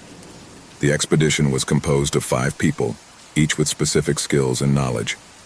Luis, the leader of the group, was an experienced geologist who had explored various rock formations around the world. Marta, the youngest on the team, was a biologist with a special talent for studying underground ecosystems. Jorge, a former military man, had been recruited because of his survival prowess and tactical skills. Isabel, a photographer and journalist, was there to document the entire journey and capture the evidence of the inexplicable. Finally, there was Daniel, an old friend of Luis, who had agreed to join out of a simple passion for the unknown, although he did not share the same adventurous energy as the rest.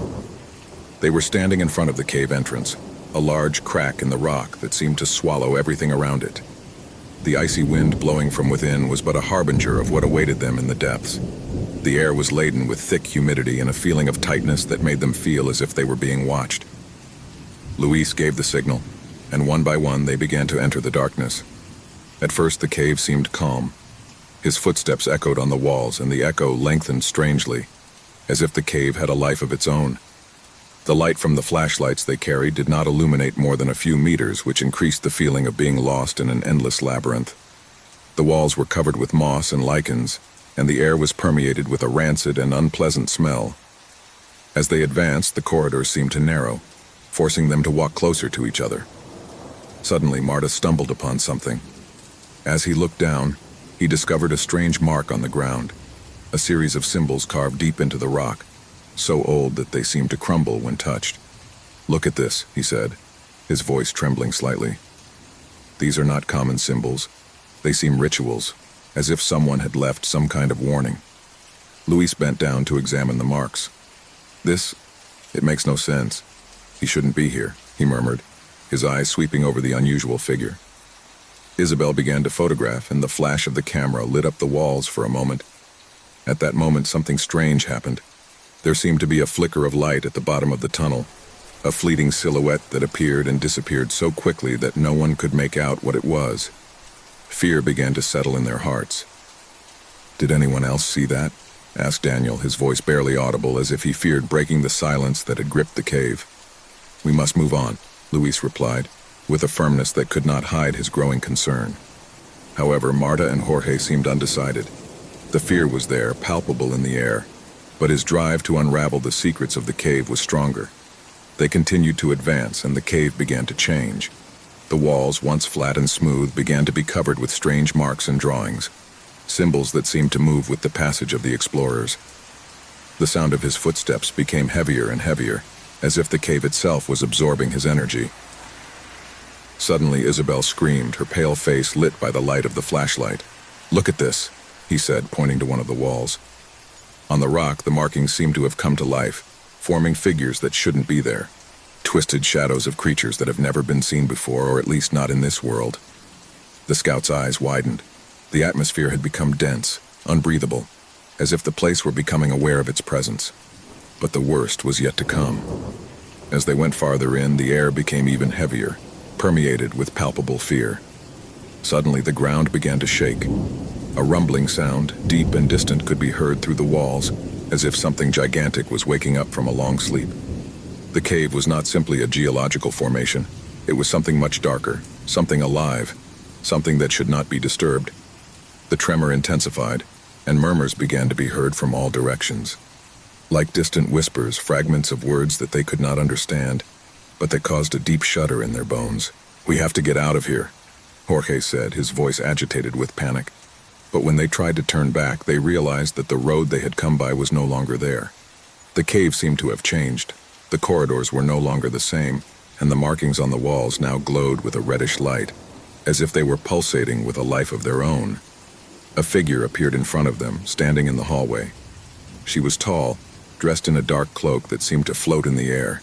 His face was covered by a mask, but his eyes shone with an unearthly intensity, filled with an unfathomable emptiness. The figure stretched out a hand towards them, pointing at them, and in that instant, a wave of terror invaded their hearts. The scouts tried to run, but the figure surrounded them.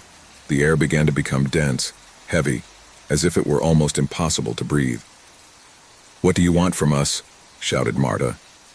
But the figure did not respond. Suddenly, a gust of icy wind enveloped them, and the cave seemed to open into a gigantic crevice, swallowing them in the darkness. Luis was the first to wake up, alone, in the back of a huge chamber with the others missing. The cave was now completely silent, with no signs of life. But as he got up and began to walk, he realized that the ground was covered with bones, remnants of what had been before him. And worst of all, when he looked back, he saw the figure closer than ever advancing towards him. His scream was drowned out by the noise of the cave, and all that remained was its echo. The cave of oblivion had claimed his soul. No one would get out of there alive. Horror, terror, and panic hung over them like an endless nightmare, and the cave was sealed once more, awaiting its next victim. It was a dark and cold night when, after hours of driving on desolate roads, David finally saw the lights of the forgotten hotel. He was alone on the journey, and the road seemed endless. The thick fog that covered the landscape gave him a sense of deep isolation, almost as if the world had disappeared. The hotel sign, covered in dust and rust, flickered faintly with the yellowish light coming from a lamp that seemed to be on the verge of going out. However, at that moment, David did not hesitate to stop his car. The cold penetrated his bones the instant he got out of the vehicle. There were no signs of life in the vicinity, only the sound of the wind blowing dry leaves. He walked slowly toward the hotel, feeling a strange writhing in his stomach, but forced himself to ignore it. He needed a place to rest, and this was the only establishment visible for miles around. As I entered, the atmosphere was charged with a silence so deep that it seemed to devour any sound. The reception was empty, but the door closed behind him with a thud, as if something was waiting that couldn't come out. The only light came from an old lamp that dimly illuminated a dusty staircase. Footsteps echoed on the creaky wooden floor as he made his way to the counter. A peculiar-looking man appeared from the shadows. His face was pale, with sunken eyes and a strange smile that could not hide his discomfort. Despite his unsettling presence, the man was kind to offer him a room. "A single night, right?" he asked, his voice as soft as the whisper of the wind outside. David nodded, feeling the discomfort of not being able to see the receptionist's face well. He was handed the key to room 23, which appeared to be the only one available, and the man pointed to a door in the dark hallway. Without thinking too much, David headed there. As he walked, the feeling of discomfort grew, as if the corridors of the hotel were alive, watching him, waiting for something. The door to room 23 creaked as it opened. Inside, everything seemed to be covered in a layer of dust and dirt, but the bed, somewhat rickety, was made, which gave him a strange sense of tranquility. On the bedside table, an oil lamp emitted a soft light, as if someone had left everything in its place, ready to receive it. David put his backpack on the floor and sat up on the bed. He decided not to think about his thoughts anymore and lay down, staring at the ceiling as he listened to the incessant creaking of the wood under his weight. The wind was howling outside, but nothing seemed out of place, at least for now. Gradually, his eyes closed, but before he fell into a deep sleep, he heard something. A whisper. It seemed far away, perhaps coming from the corridor, but he did not give it importance. As the night wore on, the sound became clearer, more insistent. It was a low murmur, as if someone were speaking in a low voice, barely audible but constant. David tried to ignore it and covered his head with his pillow. However, what troubled him most was not the whisper, but the feeling that someone else was in the room with him. The next morning, he woke up sweating. He had had a vivid nightmare filled with shadows and echoes of voices surrounding him. The sunlight barely came through the windows, but he decided it would be best to get out of there as soon as possible. However, when trying to leave, something strange happened. The door to the room wouldn't open. He tried to turn the handle hard, but it wouldn't move. A cold sweat began to run down his forehead as he felt panic wash over him. Suddenly, a soft, distant laugh could be heard behind him. He turned quickly, but no one was there. Fear caught up with him quickly and his breathing quickened. He started banging on the door in desperation. But when he looked down, something caught his attention. On the ground there were footprint marks as if someone had walked there. They were large and heavy, and seemed to vanish into thin air as if they had never existed. The atmosphere in the room felt denser, and a shudder ran through his body as he saw footprints begin to form around him. The door slammed open, leaving him with his heart racing and his body tense with fear. A dark corridor awaited him, a corridor where the shadows seemed to move strangely, as if they were watching his footsteps. He advanced cautiously, fearing what he might find, but when he reached the end of the hall, he saw a figure. A man standing in front of the window, staring out. The man was of a slim build with a gloomy face, and his figure seemed to emanate a sense of deep sadness. David approached, but the man did not move. When he was close enough, the man spoke without turning. "Did you stay overnight?" he asked, his voice soft, like a whisper lost in the wind. David nodded, not knowing what to answer. The man turned it around slowly, and that's when David saw it right. His face was marked by scars and wrinkles, but the worst thing was his empty gaze, as if his soul had been ripped from his body. The feeling of terror enveloped David, and he felt a shudder in his spine. "This hotel is full of shadows," the man continued. "Shadows of those who died here. No one leaves, no one escapes." David backed away, feeling the terror paralyze him. He wanted to flee, but his legs did not respond. The man began to walk toward him, and with each step his body faded further until he became a shadow, an ethereal presence surrounding David. "You're going to stay here with us, just like the others." The room began to darken around him. The light from the oil lamp suddenly went out, and the corridor was filled with twisted shadows, figures floating aimlessly, slowly moving towards him. The feeling of despair enveloped him. He was no longer alone. The place became a prison, and the shadows of the people who had died there surrounded it. "This place never closes," whispered the shadow, "and you won't go out either." David tried to scream, but his voice wouldn't come out. His whole body was paralyzed. The shadows enveloped him, and somehow he knew that his soul would be the next to be trapped forever. The doors of the hotel crashed shut, and the darkness consumed him completely. There were no more screams, only the eternal whisper of the lost souls that still wandered through the forgotten hotel. St. Brace's University had witnessed hundreds of stories, from the early days of its founding to the modern era. Its Gothic architecture, with its towering towers and dark corridors, inspired both respect and fear. No one really knew every corner of campus. The oldest spoke of forgotten corridors, locked doors, and underground passages that led to places that should never be discovered. Thomas, a young history student, had heard many of these stories in the hallways, whispered quietly by his older classmates. Like many others, he considered them mere legends, nothing more than ghost tales that served to scare new ones. But there was something different about him, an insatiable curiosity to unveil the secrets of the past. So when he came across an old key in a dusty corner of the library one day, he couldn't help but be drawn to it. The key looked old, as if it belonged to an object forgotten centuries ago. No one seemed to recognize her, and this only added to the mystery surrounding her. That afternoon, as he walked around campus, his mind kept spinning over that key. He felt a strange connection to her, as if something was calling him. It was then that, while walking near the east side of the university, he noticed something peculiar, a small corridor that he had never seen before. Although he knew every corner of the place well, it seemed to have materialized out of nowhere. The walls covered in ivy and mold, and the dim light that filtered through the broken windows made it seem like a place lost in time. Deep within that hallway, the atmosphere felt dense, as if the air itself was charged with dark energy. Tomas's heart was pounding as he walked down the hallway, key in hand, as if he'd been waiting all his time to get to that place. His footsteps echoed on the stone floor, and the echo seemed to follow him as if the corridor were alive and watching. At the end of the corridor, a solid wooden door, covered with dust and cobwebs, stood before him. Something inside him knew that was where he should use the key. As he inserted the key into the lock, a strange whisper rose into the air, almost inaudible at first, but growing with each turn of the key. It was as if someone was whispering his name, calling to him from beyond the door. Sweat began to trickle down his forehead as the door slowly opened, revealing a dark room, a room that had been closed for generations. As he crossed the threshold, Thomas was overcome by a sensation of intense cold, which ran down his spine and froze his bones. The walls were covered with strange symbols which seemed to move as he watched them. The air in the room was dense, as if the atmosphere itself was polluted by something ancient, something that had been waiting a long time to be discovered. In the distance, in the center of the room, an old wooden table was surrounded by broken chairs, and on the table a closed book seemed to be waiting for him. Thomas cautiously approached the book, feeling the weight of the story and the mystery that surrounded it.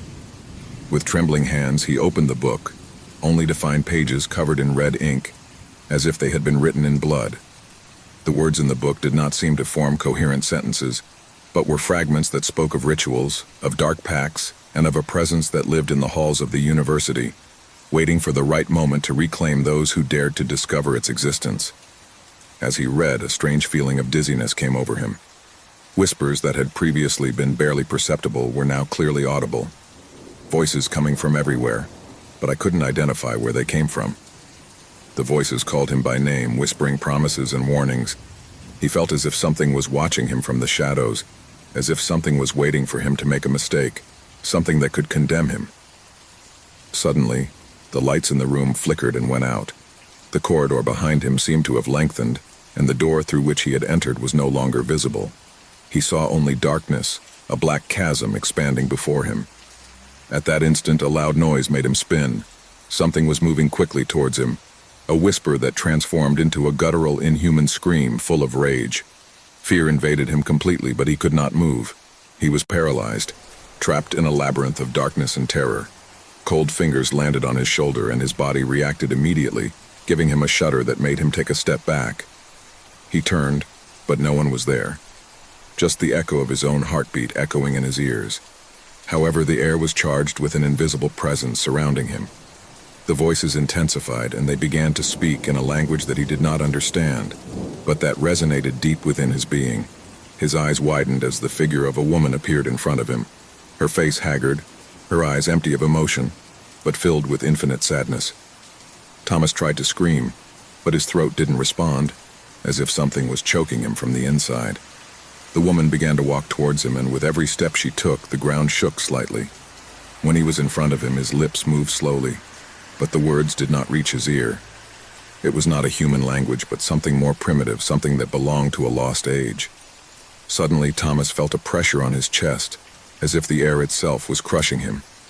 The woman stretched out her hand towards him, and at that instant the lights came back on, but the room was completely transformed.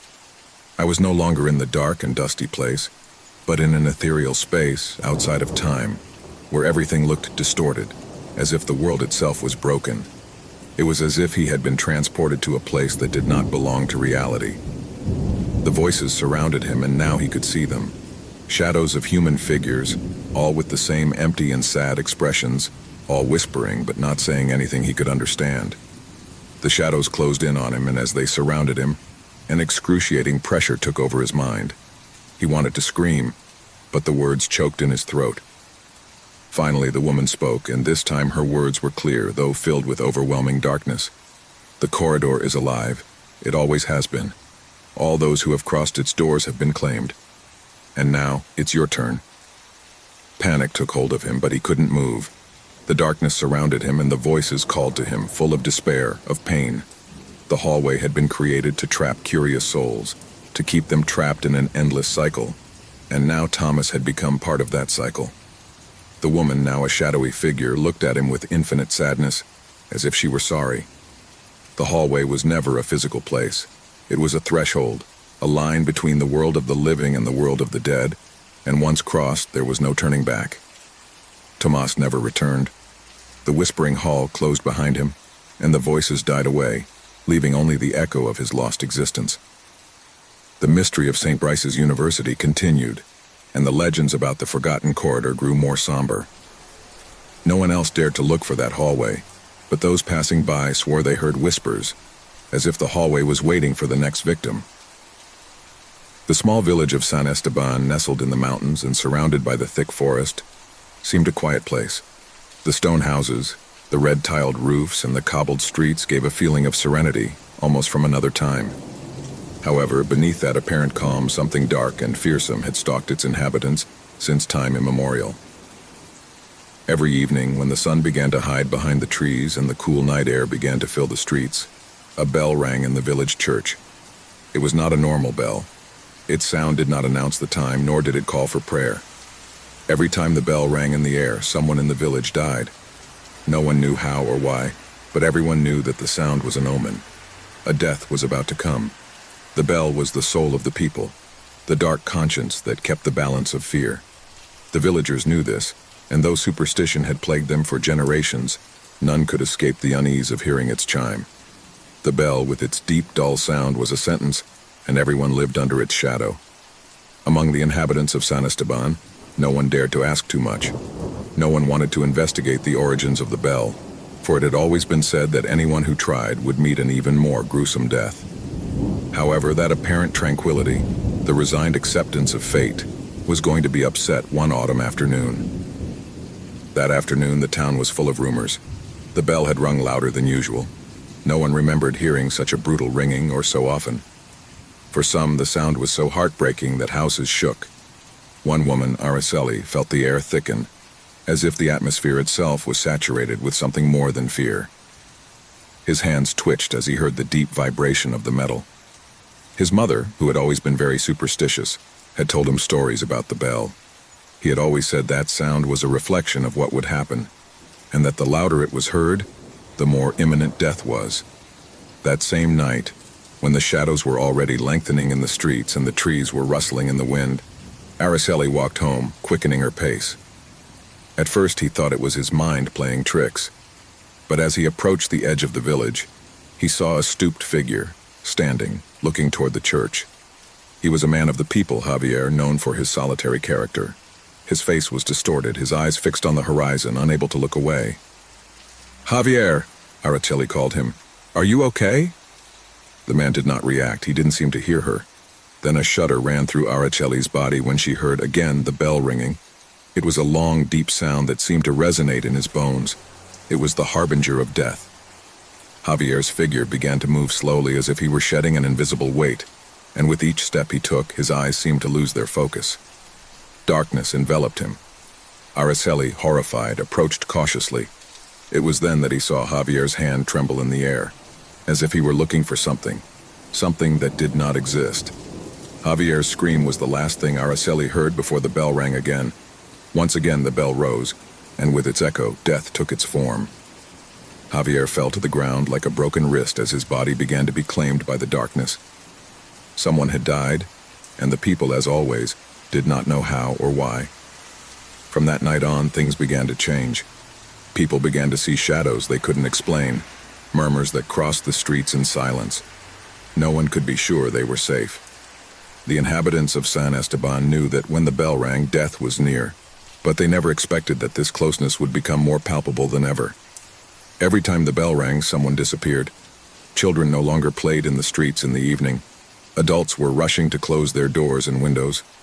No one wanted to be next. No one could predict who would be the next to fall. The bell resounded so loudly that it felt as if its echo pierced the bones.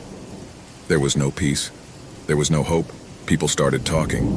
Some said that the bell had been cursed since its creation. Others believed that someone from deep within the church had invoked a dark force to punish the people. The most superstitious said that the bell would only be silent when all the inhabitants of San Esteban were dead, one by one. And as if it were a sign, a new wave of panic quickly spread through the village. Some tried to flee, but those who did never returned. The roads around St. Stephen's seemed to close behind them, as if an invisible veil separated them from the outside world. People who ventured too far did not return, and those who did were empty-eyed, as if they had seen something that could not be explained. Finally, a group of brave people decided to face the unknown. They went inside the church to investigate the origin of the bell.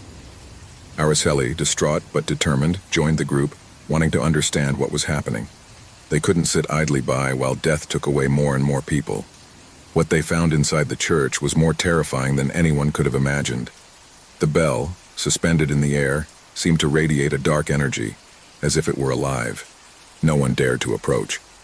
The bell, its metal blackened by the passage of time, vibrated gently. The walls of the church creaked as if something was about to break. The clocks of the church, without any explanation, marked the exact same time, the hour of death. At that moment, Araceli felt a presence behind her. He turned quickly, but all he could see was an imposing shadow, a masked figure emerging from the darkness. The bell, now fully resonant, emitted a thunderous sound that made the ground beneath his feet tremble. One by one, the brave ones fell, as if the air itself had become poisonous. Araceli was the last to be left standing.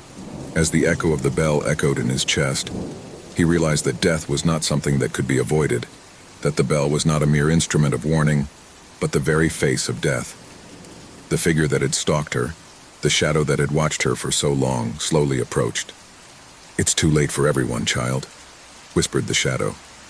Before Araceli could react, the bell rang for the last time.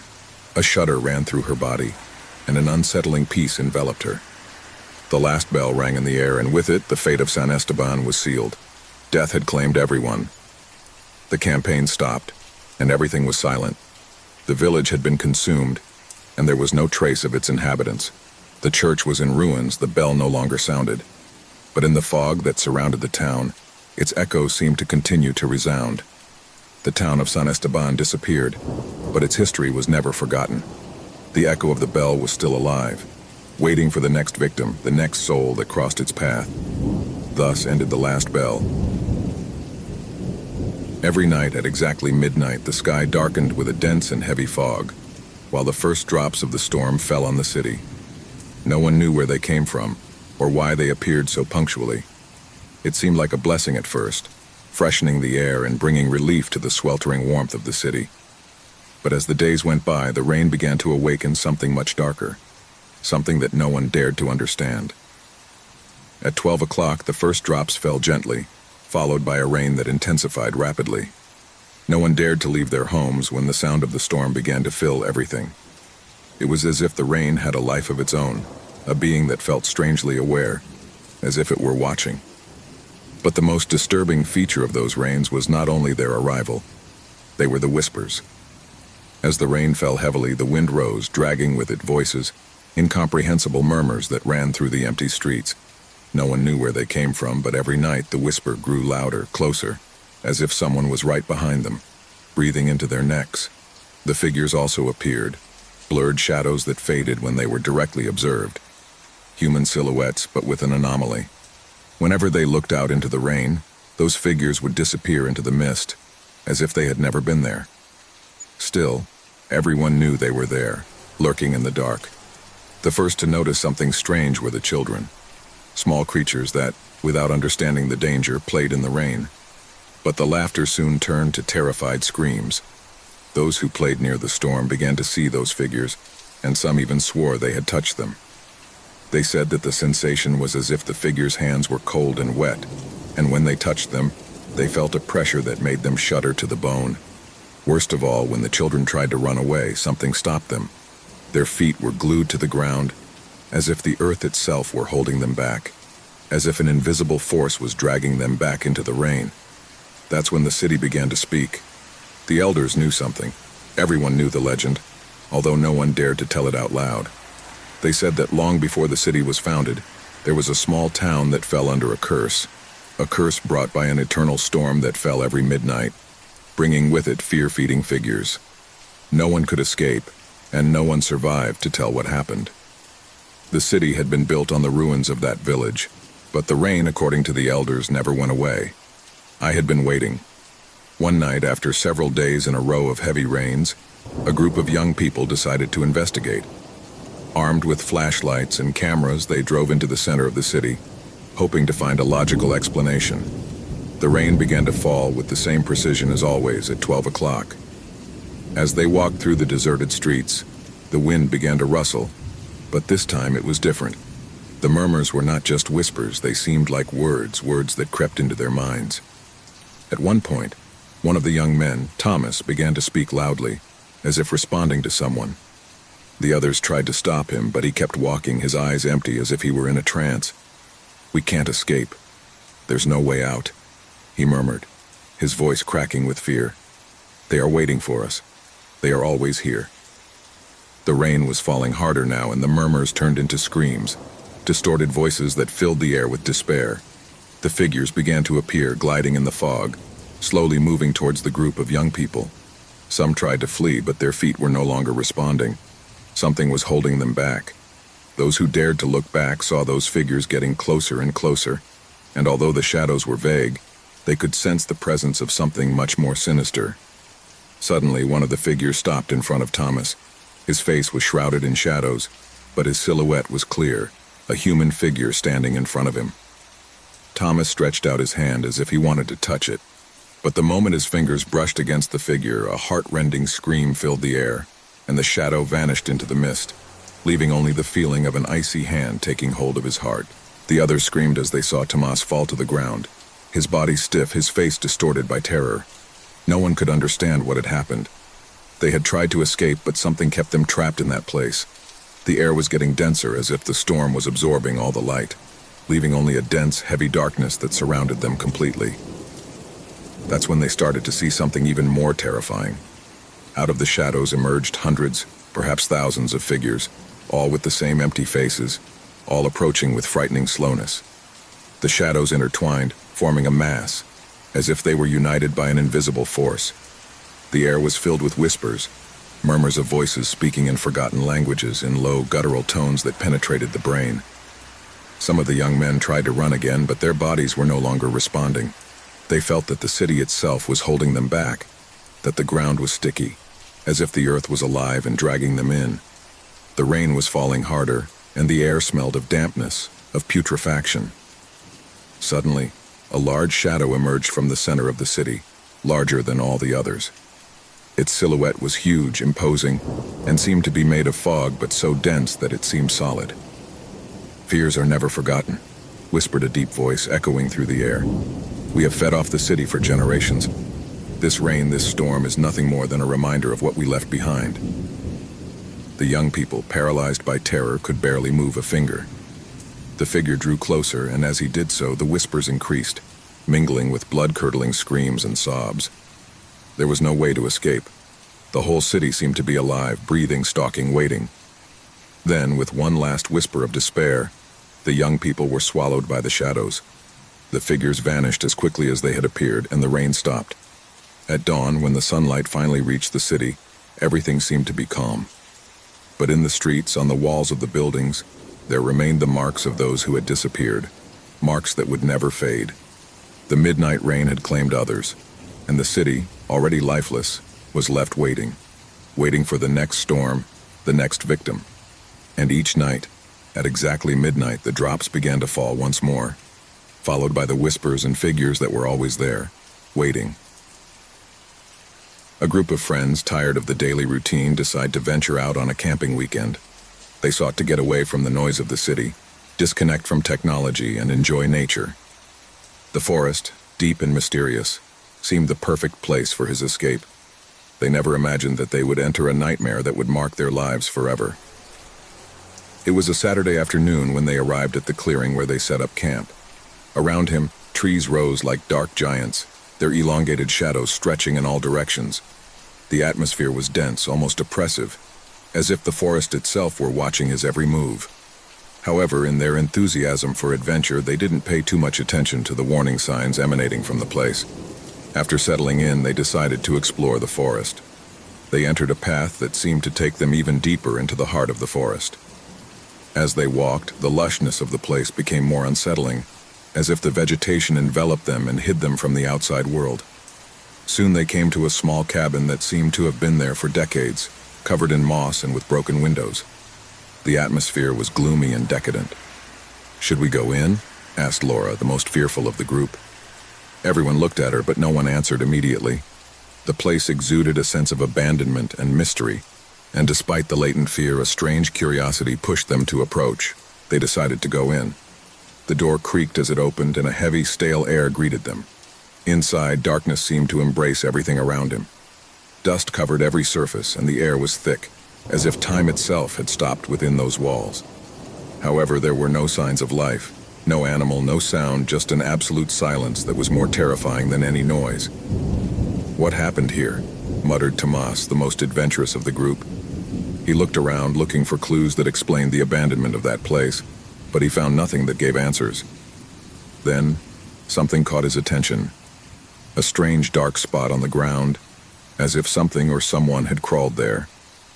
He couldn't help but feel a growing uneasiness. The group began to explore more cautiously.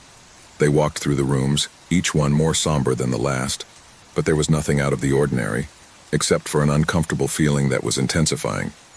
That's when Emily, the most outgoing of the group, heard something. A whisper, as if someone were muttering his name in the distance. His eyes widened and a wave of fear swept through his body. "Did you hear it?" he asked, trembling. The others looked around, but there was nothing, only the sepulchral silence. However, that unsettling feeling did not go away. Suddenly, as they explored the upper floor, a heart-rending scream broke the silence. It was Tomas's cry. They quickly ran to the source of the sound, but when they arrived, Tomas was gone. The place where he had been had only a trace of scrambled earth, as if something had dragged him with force. "Where is he?" shouted Laura, her voice filled with panic. The others didn't know what to think. Had it been an accident? Or was something much more sinister going on? Desperate, they began to search for Thomas, calling out to him, but the cabin seemed to offer no answer. The hours passed without finding any clues, but something else was happening. The air, once charged with stillness, now seemed to move, as if something invisible were watching them. Each sound seemed amplified, and the tension grew in each of them. As the night wore on, a sense of paranoia gripped the group. Fear turned to terror. Every creak of the wood, every gust of wind seemed like a reminder that they were not alone. Something was lurking, something they didn't want to see. That's when Emily found something in the old fireplace, a crumpled, yellowed piece of paper. He unrolled it with trembling hands and read in a low voice, "In this place, no one stays forever. Shadows walk among us, and when the full moon comes, they will all disappear, one by one." Panic took hold of them. What did that mean? And why was the hut so empty? And why had Thomas disappeared? They tried to flee, but the forest seemed to have closed in on them. There were no trails that would take them back to camp. Each attempt to return only plunged them deeper and deeper into a maze of trees. It was as if the forest itself was catching them. The darkness seemed to have a life of its own. When they finally managed to find their way back, the cabin was gone. What once seemed to be a solid, real structure had now vanished, as if it had never existed. Desperate, they began to shout for Tomas, but only the echo of their voices responded. Fear was transformed into pure terror. Tomas's disappearance was never solved, and his friends never spoke of what happened. However, each of them carried with them the memory of that terrifying night, a night that changed them forever. In their hearts, they knew that what happened in that forest was not an accident. Something dark and evil had awakened there, and now no one was safe. Years later, the camp was found empty. Investigators who tried to inquire about previous disappearances in the forest never returned. And the empty hut, which no one dared to look for anymore, is still waiting, lurking, somewhere in the darkness of that endless forest. The full moon illuminated the train station with its faint glow. It was a cold night, with the biting wind blowing through the bare trees that surrounded the place. The station was located in a remote and forgotten part of the country, a place where time seemed to have stopped. No one in the vicinity would dare to cross the track at that hour, and few dared to wait for a train so late at night. The train, called the last station, had a haunting history among locals. Many said that he never made it on time, but still people kept getting on board, as if an invisible force was driving them to do so. Tonight would be no different, or so it seemed. But it wasn't. The clock struck 11:45 when the train arrived silently at the station, with a strange screech of the brakes echoing in the stillness of the night. None of the passengers seemed to notice the strangeness of the situation, as if they were all immersed in a kind of trance. The train, long and dark, stopped gently, but its lights flickered erratically, as if it were fighting something that could not be seen. From the platform, Inspector Guillermo Morales watched the arrival of the train.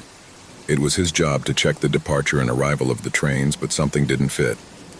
This particular train was the last of the night, but something gave him a bad feeling. Looking at the car, he noticed that it seemed larger than usual, as if there were a strange expanse inside, a space that could not be identified from the outside.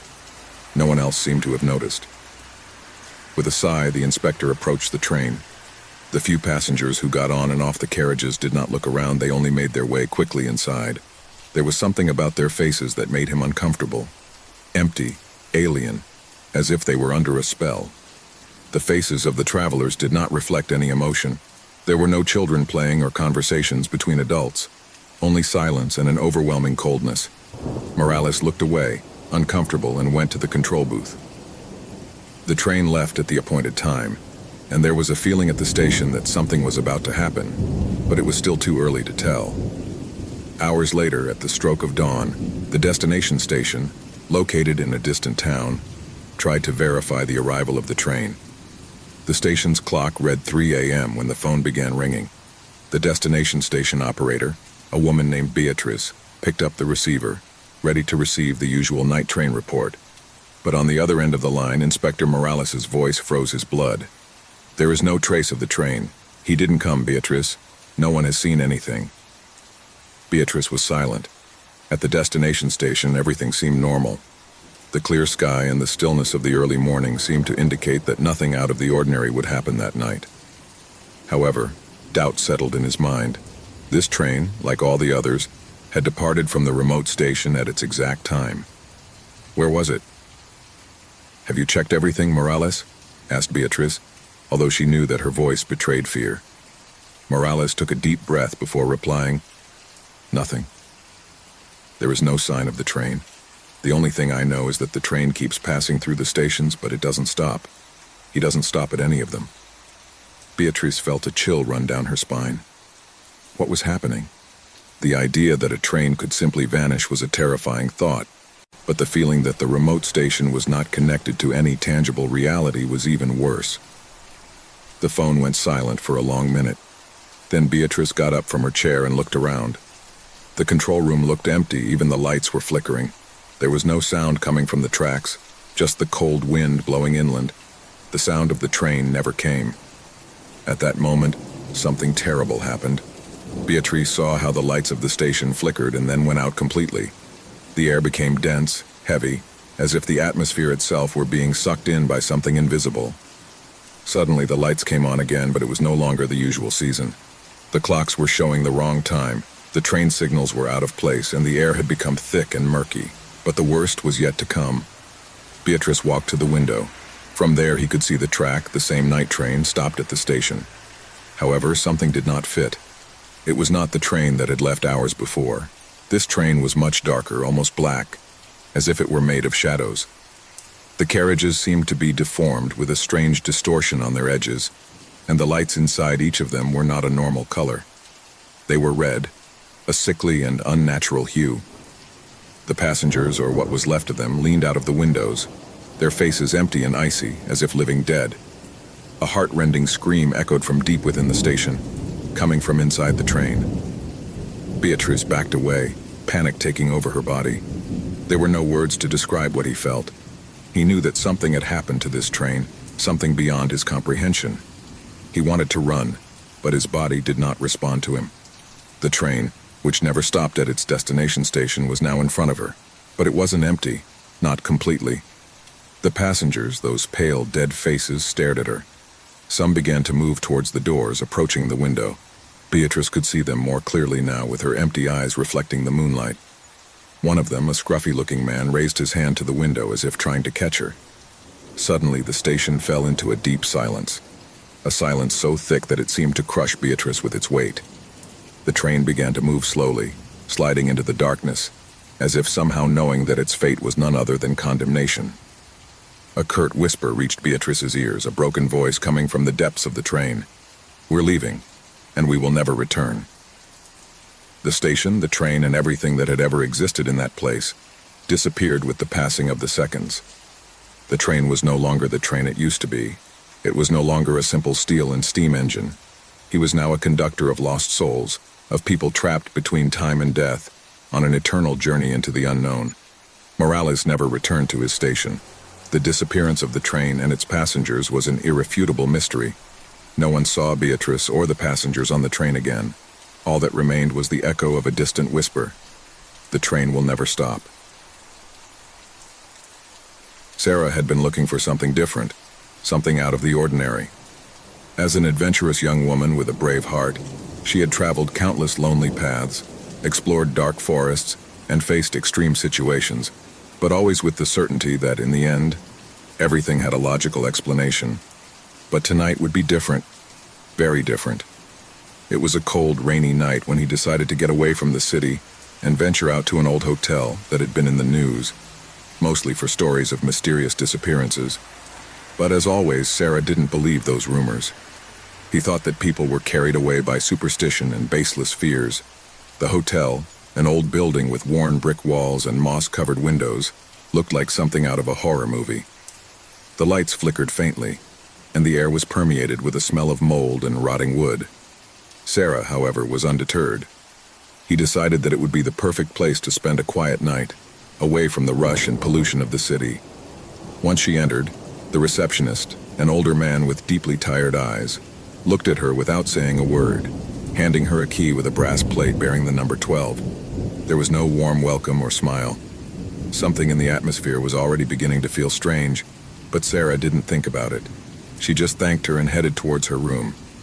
The door creaked as it opened, and the light inside flickered a few times before stabilizing. At first glance, the room looked normal, although the furniture was covered in dust, as if no one had been there in years. The mattress was too firm, but Sarah wasn't going to let that ruin her night. He left his backpack on the table and sat on the bed, enjoying the silence that enveloped the place. A few hours passed, and the rain was pounding against the windows. The sound, initially relaxing, soon began to feel unsettling, as if the hotel was breathing slowly, like a living entity. It was at that moment that he heard it. A low, almost inaudible whisper came from the walls. Sarah frowned, trying to figure out what it was. Maybe the sound of the wind or some crack that made noise. But as the whisper persisted, it began to take on a more definite form, something that clearly could not be explained by the wind. Sarah, Sarah. It was the only thing the voice repeated softly and constantly. Fear began to take hold of her. It was not a coincidence. Someone or something was trying to communicate with her, but who or what? With his heart pounding in his chest, he got out of bed and walked over to the wall where the whispers were coming from. The skin on his back stood on end, and his hands trembled slightly as he touched the cold, wet wall. Suddenly, the whisper stopped, absolute silence. But before she could take a step back, a new feeling enveloped her. A shudder in the air, as if the room itself had changed, as if an invisible weight were pressing down on his chest. The temperature dropped suddenly, and Sarah could see his breath condensing in the air. Instinctively, he took his mobile phone out of his backpack. The phone, her only connection to the outside world, was the only way she felt safe. When he turned it on, he saw that he had several missed calls and unread messages, all coming from his sister. But what really caught his attention was a strange notification. A recording had been added to her video gallery, a file she hadn't recorded. Intrigued, Sarah began to play the video. The screen lit up with the image of the room where he was, but something was there. Not good. The camera was shaking and the light was flickering more intensely.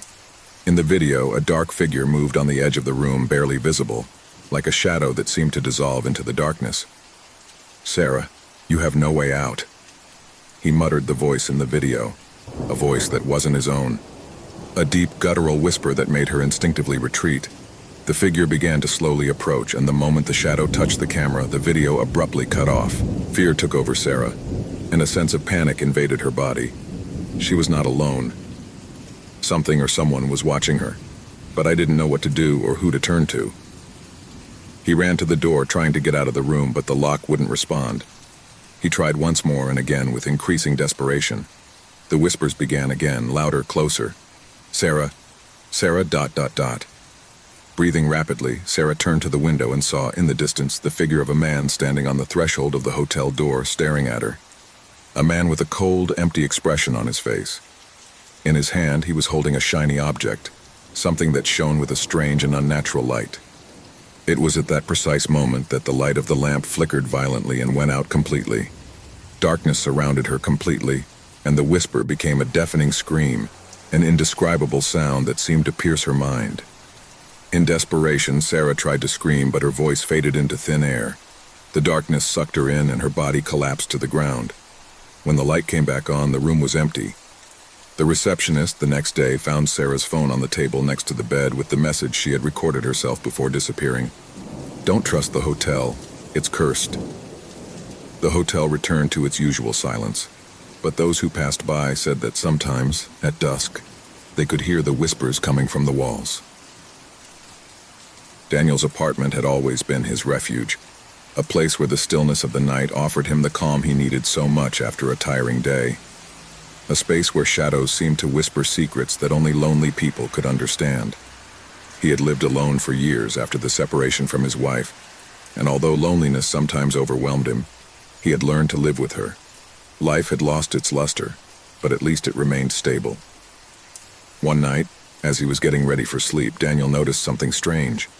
The digital clock light, which always flickered in the darkness of his room, seemed even dimmer than usual. Everything in the apartment was the same. The furniture in place, the TV off, the fresh air seeping through the cracks in the window. Everything seemed normal, but there was something unsettling in the air. Something I couldn't identify. He settled under the covers and closed his eyes, waiting for the dream to come as usual. However, that night something different happened. A whisper, low and barely audible, seeped into his consciousness. He thought it was a dream at first, but when he tried to ignore it, the voice became clearer, closer. "Daniel." The sound of his name, so clear in the gloom, made his skin crawl. It couldn't be possible. No one else was there. He got up quickly, looking around, but the apartment was empty, in complete silence. Even so, the voice persisted, slipping into his mind. "Daniel, you know what you did." A shiver ran down his spine. His heart began to pound, pounding his chest like a frantic drum. What was this? It couldn't be a hallucination. The voice sounded real, tangible, as if someone was in the room with him. He looked around, but there was nothing that could justify what he was hearing. The voice continued, this time with a deeper, more hissing tone, as if coming from the walls themselves. "You know what you did, and they will remind you." Daniel turned on the light from the bedside lamp, looking for a logical explanation. A dream? No, this was different. The feeling in his stomach was that of a real, palpable threat. The voice, although he couldn't see where it was coming from, seemed to come from everywhere at once. He tried to calm down, but the words echoed in his mind like an endless echo. The next morning, Daniel tried to ignore what he had experienced. He told himself that it had been just a nightmare, a manifestation of his tired mind. But that same night, when darkness took over her apartment again, the voice returned, stronger this time. "I'm watching you, I always have." Daniel got out of bed with instinctive speed, feeling that the temperature in the room had dropped drastically. The air became dense, heavy, as if the space was narrowing around him. There was no rational explanation that could be offered for what was happening, and fear began to take hold of him. He wondered if his sanity was beginning to crumble, if he was losing control of his mind. "Who are you?" he shouted, his voice trembling. The answer came in a whisper, but this time it was different. The voice not only spoke, but seemed to come from inside his own head, like an alien thought invading his personal space. "You know what I did, don't you? How did you forget me so easily?" The words struck his mind with such force that he fell to his knees. The voice seemed to come from a place I couldn't comprehend. His thoughts became cloudy and the sense of panic intensified. Doubt began to sow deep roots in his mind. He remembered the separation with his ex-wife, the decisions he made, the mistakes he made, but none of that seemed enough to justify the terror he felt. An idea began to form, with fear taking over his thoughts. Could this voice, this entity, be something related to his past? Something I had tried to escape from all those years? But the voice seemed to know everything, more than he wanted to admit. The next night, as darkness fell on the apartment, the voice returned with overwhelming insistence. Daniel couldn't take it anymore. He picked up his phone and called a friend, but the call dropped before he could say anything. Panic overwhelmed him. He was alone, completely alone. "Daniel, do you want to know the price of your decisions?" The room was cold, the air thick and stuffy, as if he were drowning in the presence of something he could not see. The furniture, the walls, the ceiling seemed to close in on him. Each shadow seemed to lengthen unnaturally, and the light from the lamp flickered faintly. The voice began to laugh, a low, guttural laugh seeping into his brain. The feeling that something was watching him, lurking around him, became unbearable. Daniel felt as if something was dragging him along, something dark that took hold of his soul, squeezing it, making him relive his worst fears. You can't escape. You never can. Suddenly the sound of footsteps echoed in the hallway. They were slow, heavy steps, as if someone were walking with deliberate calm, approaching his door. Daniel's mind began to fragment. The voice continued to whisper, but he could no longer distinguish between reality and the nightmare that had taken hold of his mind. He got out of bed, but his legs didn't respond well. Anxiety dominated him. His breathing was agitated, and fear had paralyzed him. When he tried to open the door to get out, something stopped him. The door was locked from the outside, and a cold, invisible hand seemed to hold it firmly. You know what you did. Remember? The voice was much closer now. Terror seized him. His mind struggled to find a way out, but the shadows, thicker and denser, seemed to close in on him. He couldn't run away from his own darkness, from his own memories, from the decisions he'd made that were now in some way condemning him. Suddenly the door opened with a blood-curdling creak. Daniel took a step back, watching in horror as the figure of a woman appeared at the entrance. His eyes were empty, lifeless, and his face was a mask of pain and suffering. The woman walked toward him with terrifying slowness, as if every step she took was a sentence. Do you remember me, Daniel? It was as if the voice that had been harassing him for so long had finally taken shape. The woman in front of him seemed to be a manifestation of his own demons, his own guilt. Fear completely paralyzed him as the figure advanced toward him. He tried to scream, but his throat was closed and he couldn't make a sound. Do you remember me, Daniel? The voice repeated, this time louder, deeper, more terrifying. With a cry of despair, Daniel fell to the ground, his mind finally collapsing under the weight of the terror that had haunted him for so long. The woman leaned over him, her empty eyes fixed on his, and at that moment, Daniel understood. She was his ex-wife. The figure stared at him, smiling with an expression that mixed sadness and revenge. Before he could react, darkness completely enveloped him, and the last thing he heard was his own voice, whispering from somewhere inside his mind, I told you, you can't escape. The room fell silent and the light went out. The shadows returned to the place where they had always been, but this time the dark presence had won. Daniel never woke up. The sun had already set when Thomas, a middle-aged man, stepped into the field. He had traveled for hours on a lonely road, his thoughts scattered, while the trees in the distance seemed to move with the wind in a hypnotic rhythm. The road seemed endless, and with each bend the shadows began to lengthen, as if the day never wanted to give way to the darkness of the night. The atmosphere was strange. A deep silence enveloped everything around him, as if the earth itself held his breath. Tomas didn't know if that was what made his hair stand on end or if it was the persistent feeling of being watched. As the sky went completely dark, his eyes focused on the distant silhouette of a roadside cabin. It seemed like an ideal refuge to spend the night. He stopped in front of the cabin door, hesitating for a moment. The windows were opaque with the passage of time, and the structure seemed to be on the verge of ruin. A pair of dim lights illuminated the interior through the windows, which gave him a sense of welcome, although something inside told him not to enter. But fatigue overcame him. He knocked on the door, his hand trembling slightly. A strange-looking man opened the door. He had brown skin, deep eyes that exuded unsettling wisdom, and a messy beard that seemed almost as if it were part of his face. His gaze was not friendly, but neither was it intimidating. His deep voice broke the silence of the night as he spoke. Come in. It's not safe to be outside, especially in this part of the world. The darkness has a way of dragging souls that dare to cross through here. Tomas hesitated, but the threat of the cold pushed him inside. The man led him to the fireplace where the flames danced on a warm fire. The cabin was small, with furniture that seemed to be taken from another time, covered by dust and dirt. The atmosphere was tense, as if the walls themselves breathed with a life of their own. The stranger watched him for a few moments, as if assessing whether he was ready to hear what he had to say.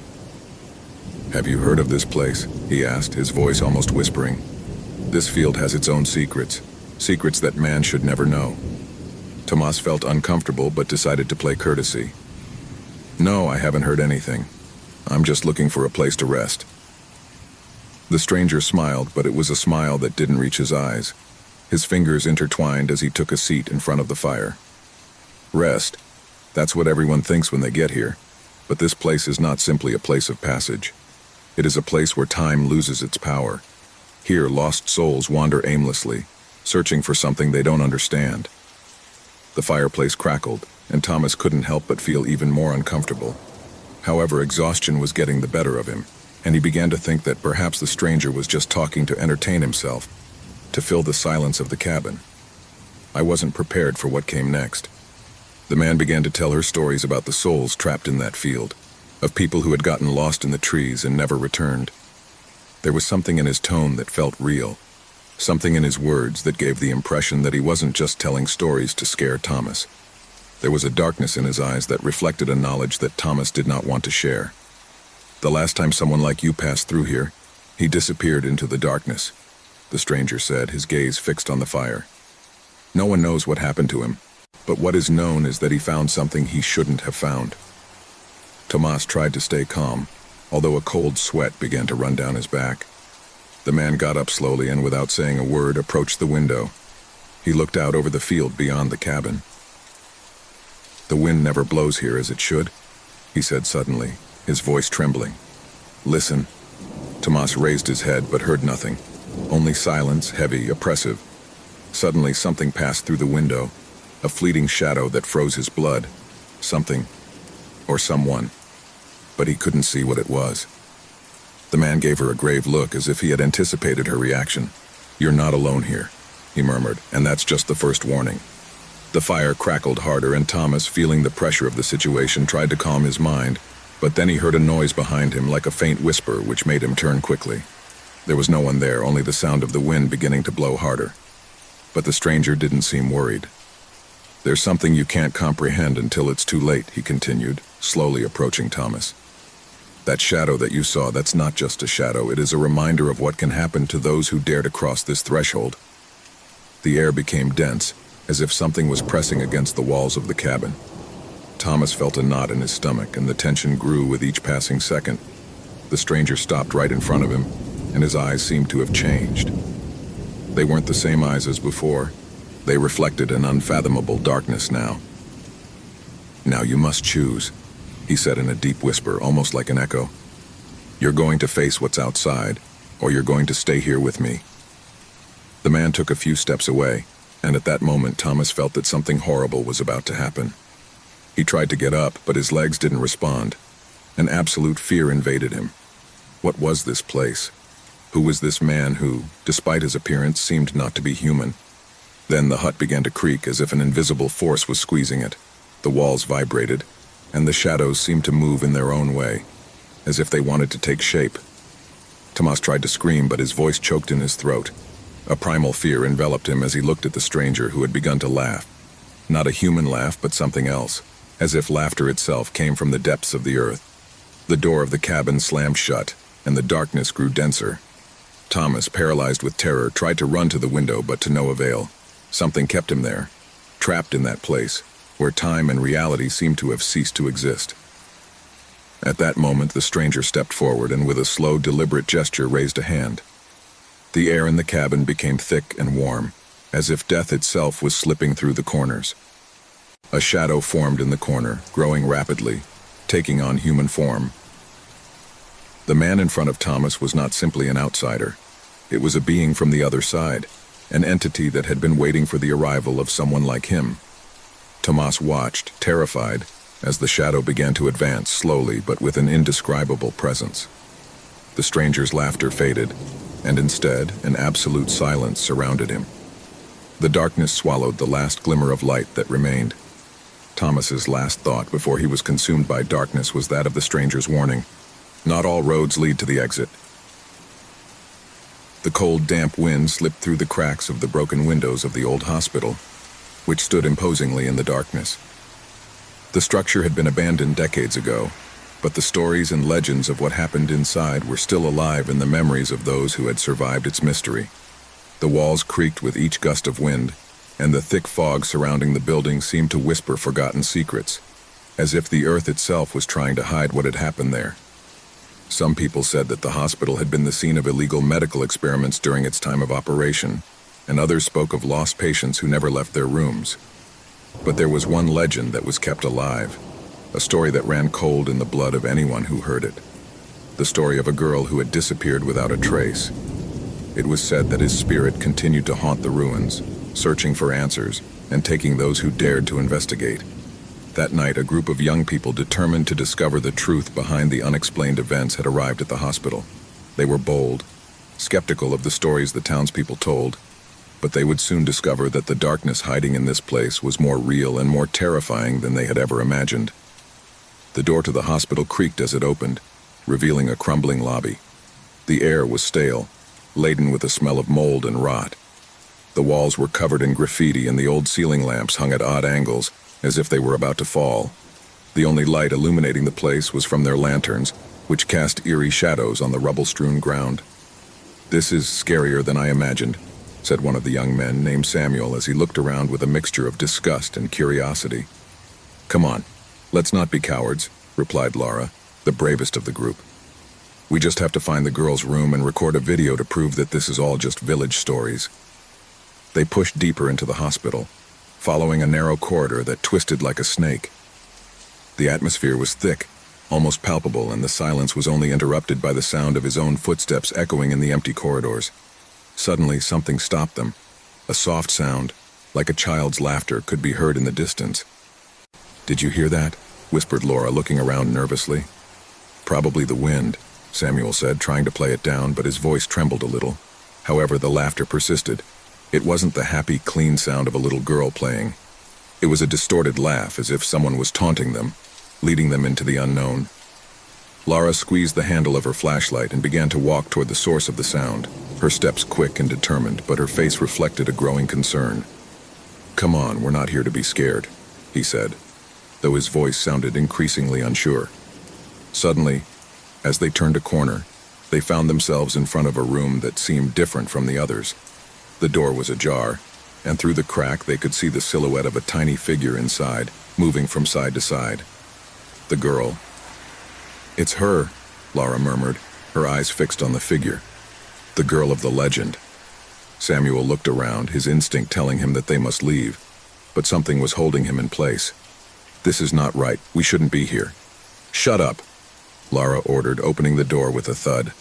The figure in the room immediately stopped, and the light from the flashlight illuminated the girl's face. He was smiling, but his smile was not that of an innocent child. His eyes were dark, empty, and his skin paled into a sickly hue. The girl stared at them, but she did not move. What are you doing here?" asked Laura, trembling, though she tried to look confident. The girl didn't answer, just pointing to the back of the room where there was an old hospital bed covered in dust. "Come," he whispered in a voice that seemed to come from a faraway place. "Come and play with me." "Did you hear that?" whispered Samuel, an expression of horror on his face. What's going on here?" Laura, as if under some kind of spell, began to move towards the bed, but her body stopped every time she approached, as if an invisible force was pushing her back. "No, I can't move," he said desperately. Samuel tried to reach her, but something stopped him in his tracks. A horrible and heart-rending scream filled the air, coming from the back of the corridors, and suddenly the lights of their flashlights began to flicker. The girl's laughter returned, this time louder and closer, as if she was surrounding them. The air became denser, almost unbreathable. "We have to get out of here now," shouted Samuel, tugging on Laura's arm. But the girl stared at them, and a dark shadow emerged behind her, taking shape. It was an indescribable creature with sharp claws and red eyes that reflected the light of its flashlights like mirrors. "Run!" Laura shouted as the creature advanced toward them. But there was no way out. Every door they tried to open was tightly closed, and the building was beginning to crumble around them. The corridors lengthened endlessly, as if the hospital were slowly gobbling them up. The girl's whispers, growing more and more intense, enveloped them.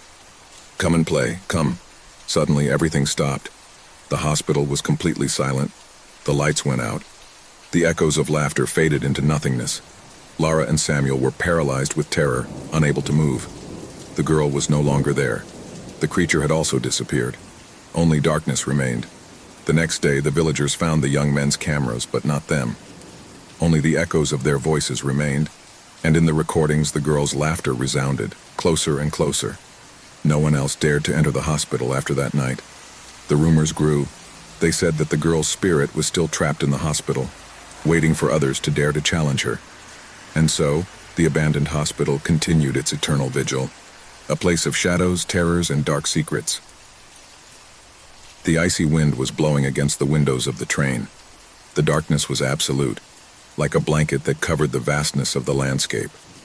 No one was on board except her. A woman with a pale face and restless eyes, sitting on an empty seat, was looking out the window, looking for something in the nothingness that could give her an answer. Her name was Clara, and she had taken the train for reasons she could hardly remember. A call in the early morning, an urgent warning that had dragged her on this endless journey. It didn't matter that it was late or that the train was so strange. His destiny seemed unshakable. The train moved forward without stopping, through a desolate and gloomy landscape. The trees seemed to die in their wake, their shadows spreading like specters crawling over the frozen ground. The only light was the dim light that came from the train lamps, creating more shadows than light. Clara couldn't take her eyes off the window. Sometimes I thought I saw figures moving in the dark, but when I looked again, nothing was there. She thought that maybe fatigue was starting to get to her, that the endless hours on the train were confusing her. The sound of the train was constant, like a dull murmur, accompanied by the creaking of the rails that seemed to intensify as time passed. Across the aisle, Clara observed the closed doors of the carriages. Something in the air had changed, but he didn't know what. The feeling of being watched took hold of her. He got up from his seat with effort, his legs trembling from the lack of movement. He slowly walked down the hallway, his breathing getting heavier as he neared the end of the train. When she reached the last door, she tried to open it, but something stopped her. A cold, inexplicable hand rested on his shoulder.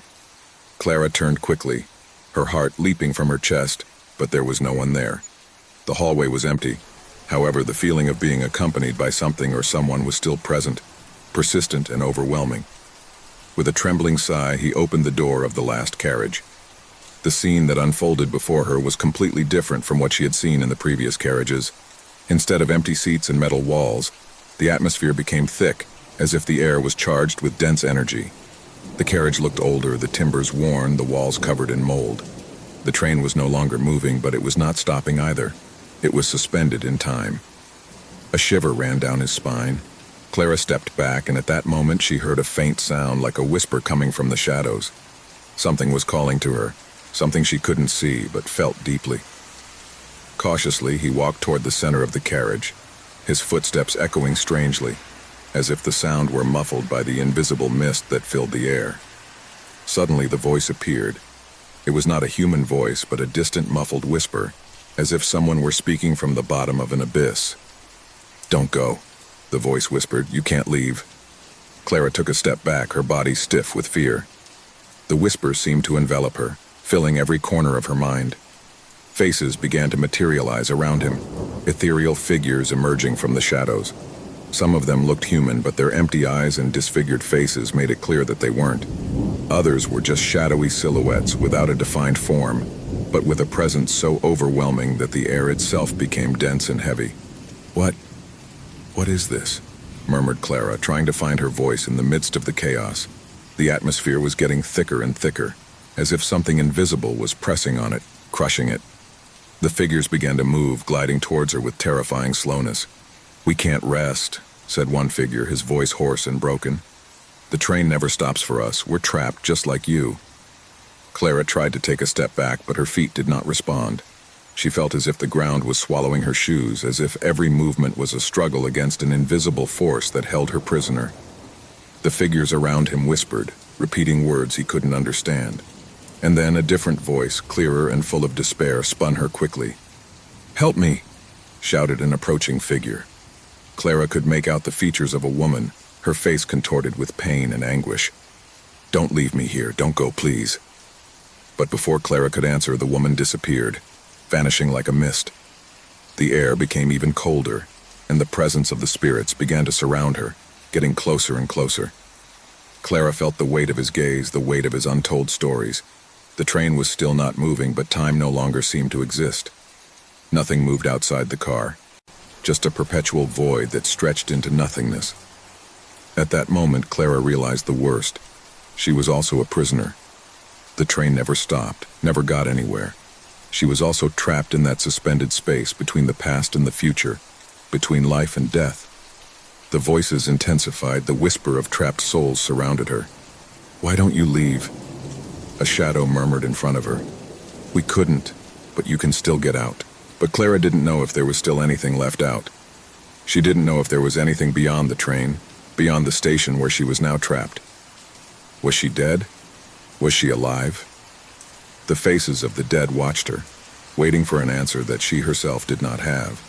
Fear invaded her, terror began to consume her, but something inside her told her that there was a way out, a way to escape. "Let me out," shouted Clara, her voice cracking with panic. "Let me go." The shadows came closer, touching his skin with cold hands. "You can't leave," they said in unison. "The train never ends. Time does not advance for us, but there's something you can do." Clara looked at them, her eyes full of tears, her heart pounding. "What do I have to do?" he asked in a trembling voice. One of the figures, that of the desperate woman, approached her. "You have to decide. Stay and be one of us, or move on and break the cycle. But you'll never be free without making that choice." The sound of the train began to change. It was no longer the constant rumbling of the rails. Now there was a soft sound, like the rustling of fallen leaves. The station seemed to crumble around her as if the walls of the train were beginning to fade. "Choose quickly," said another shadow, his voice broken and anguished. "The train is stopping. You'll never have this opportunity again." Clara, her heart racing, looked around. Shadows clustered around her, reaching out their hands toward her soul. Time seemed to dilate and compress at the same time. She closed her eyes and took a deep breath. He knew what he had to do. He couldn't stay there. He couldn't become one of them. I needed to get out. Suddenly, the train stopped.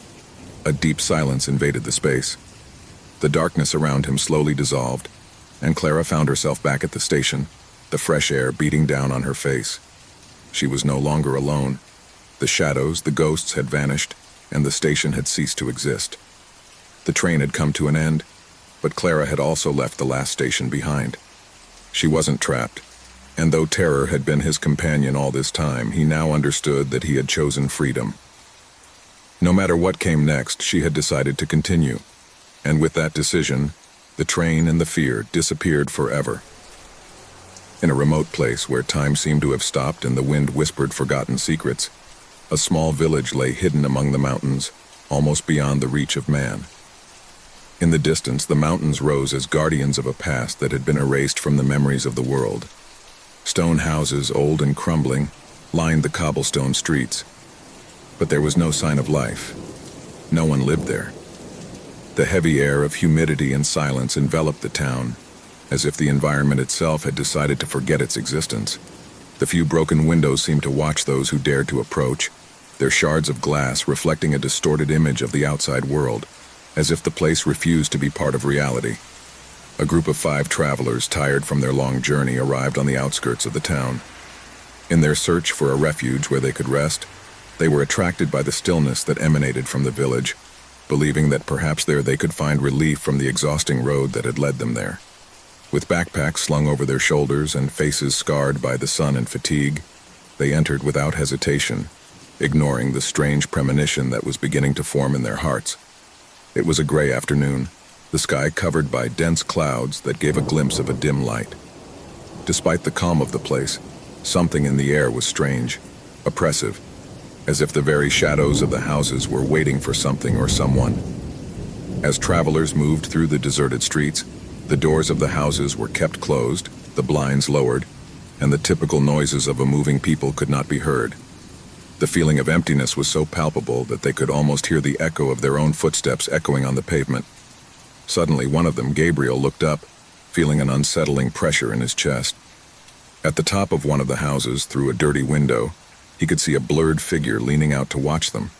He couldn't make out their details, but just knowing that someone or something was watching them caused a stream of cold to run down his spine. "Have you seen that?" Gabriel said quietly, still looking out the window. The group looked at him, confused, but no one could confirm what he had seen. The figure disappeared before anyone could approach or say anything. However, that strange feeling of being watched settled in the air, as if the buildings themselves and the wind whispered ancient secrets that did not want to be revealed. As they explored the village, they realized that everything was in ruins. Streets that might once have been lively and bustling were covered in brush and debris. The houses, though empty, did not appear to have been abandoned recently. There were traces of a life that once flourished there, but it had all been trapped in time. The doors were still locked with old rusty locks, and the broken windows let out drafts of icy air. The people seemed to be stuck in a perpetual present, as if an invisible force had frozen life right there at that precise moment. "This place is not right," murmured Marta, one of the travelers, as she looked at the shadows that stretched along the walls of the houses, as if something or someone was watching them. "Don't you find it strange that it's so desert?" The group continued to move forward, and as they did so, the feeling that they were not alone intensified. As they walked down the main street, each of them felt the air pressure become denser, heavier, as if the place was slowly absorbing their energy. It was then that a sound, slight but disturbing, reached his ears. The creak of a wooden door opening. The sound came from one of the houses on the left. No one dared to move immediately. A shudder ran through their bodies, and for a moment they all looked at each other silently, wondering if the sound was real or just a hallucination created by the strange atmosphere around them. "Does anyone dare to enter?"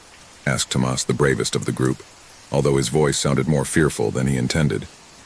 No one answered. The door opened even wider, as if an invisible force was pushing it. The pressure in the air was unbearable, and each of them knew that something was not right, but none dared to turn around. With a mixture of curiosity and fear, Marta was the first to approach the door. His steps were slow, measured, as if he were walking into the unknown, a place where the rules of the real world no longer applied. When she crossed the threshold of the house, a gust of icy air enveloped her, as if the very darkness of the place was consuming her. The interior of the house was gloomy, with furniture covered in dust and cobwebs. The walls, decorated with old landscape paintings that may once have been beautiful, now showed only distorted faces, as if the portraits in the painting reflected the tragedy of the place. A shiver ran through his body. I couldn't understand how a place so far from everything could have such dense energy, that feeling of death suspended in the air. "This is not right," Martha murmured, looking back at the door, where the others were watching her from the doorway. But before she could take a step back, she heard a whisper behind her. A whisper so low it seemed to come from the ground, a distorted, distant voice that barely reached his ears. "Come out. Go away." Her heart racing, Martha turned around. But before she could leave the house, the door slammed shut, trapping her inside. The group outside shuddered, hearing the loud sound of the door closing, and they ran towards it. But when they arrived, they found something even more terrifying. The door was sealed as if it had never existed. No one could enter or leave. Desperate, they began to look for a way to free her, but what they found inside the house left them frozen. The walls were covered with strange engraved symbols, symbols that seemed to move slowly as if they were alive. The atmosphere was dense, oppressive. The objects in the room were shaking, as if an invisible force was trying to harm them. Suddenly Martha appeared at the window, her face pale and disfigured with terror. She tried to speak, but her mouth only uttered unintelligible words. The travelers tried to shout at him, but their voices were lost in the air. As time went on, anxiety took hold of everyone. Despite their despair, something in the back of their minds told them that they must not leave the village without solving the mystery, that something dark lurked in the shadows of those forgotten ruins. No one could escape, but no one knew how to stop the nightmare. The shadows seemed to grow, lengthening as night fell. The people were alive, but not with the life they knew. He fed on fear, on the dread that was beginning to settle in their hearts. As the hours progressed, the figures began to appear again in the broken windows, staring at them with empty eyes, the eyes of those they never forgot. Each of the travelers began to hear whispers in their ears, soft but disturbing voices telling them different things. Some asked them to stay, that the people needed them. Others ordered them to flee before it was too late. The walls, the ceilings, the windows, everything seemed to come to life, changing, twisting, and every corner of the house seemed to want to devour them. Panic turned to pure terror when, without warning, a figure materialized in front of them. A woman with a pale face and eyes as dark as the night. His presence was so overwhelming that everything around him disappeared, and all that remained was his haunting figure, floating in the air. "They stay with us. Everyone must stay," the woman said in a raspy voice. A shriek broke the air as one of the travelers attempted to flee. But the door, once open, slammed shut again, sealing everyone's fate. As darkness enveloped them completely, they understood the cruel truth. The forgotten people would no longer let them go. They were part of their history, part of their eternal cycle of terror, doomed to be watched, and ultimately forgotten by all but those who dared to enter. In the end, all that remained were the shadows. The sun was beginning to set, bathing the trees of the forest in a golden light that promised a quiet night. A group of friends had ventured into the heart of the evergreen woods to enjoy a weekend of camping. 4 young people, inseparable since childhood, had decided to disconnect from the demands of daily life and immerse themselves in nature, seeking to escape from the routine. A campfire crackled in the center of his makeshift camp, surrounded by the dark shadows cast on the ground by the treetops. Laughter echoed through the tree trunks, but something beyond laughter and stories began to spread through the air. It wasn't a palpable sound or a clear omen, but friends were beginning to feel it. Like an invisible presence watching them lurking from the thicket, Lena, the most outgoing of the group, had decided to explore the terrain a bit while the others pitched their tents. He walked aimlessly, his flashlight illuminating only the immediate surroundings. Soon he found himself in a clearing where the trees opened up, revealing an empty space in which the wind blew with unusual force. It was there that he saw it. A child standing in the middle of the clearing, staring at her. Lena stopped, surprised. The boy didn't look more than 10 years old, his clothes dirty and frayed, as if he'd been wandering in the woods for weeks. "Hello?" Lena asked in a soft voice, although her instinct told her that something was not right. The boy did not respond. He didn't move even a little.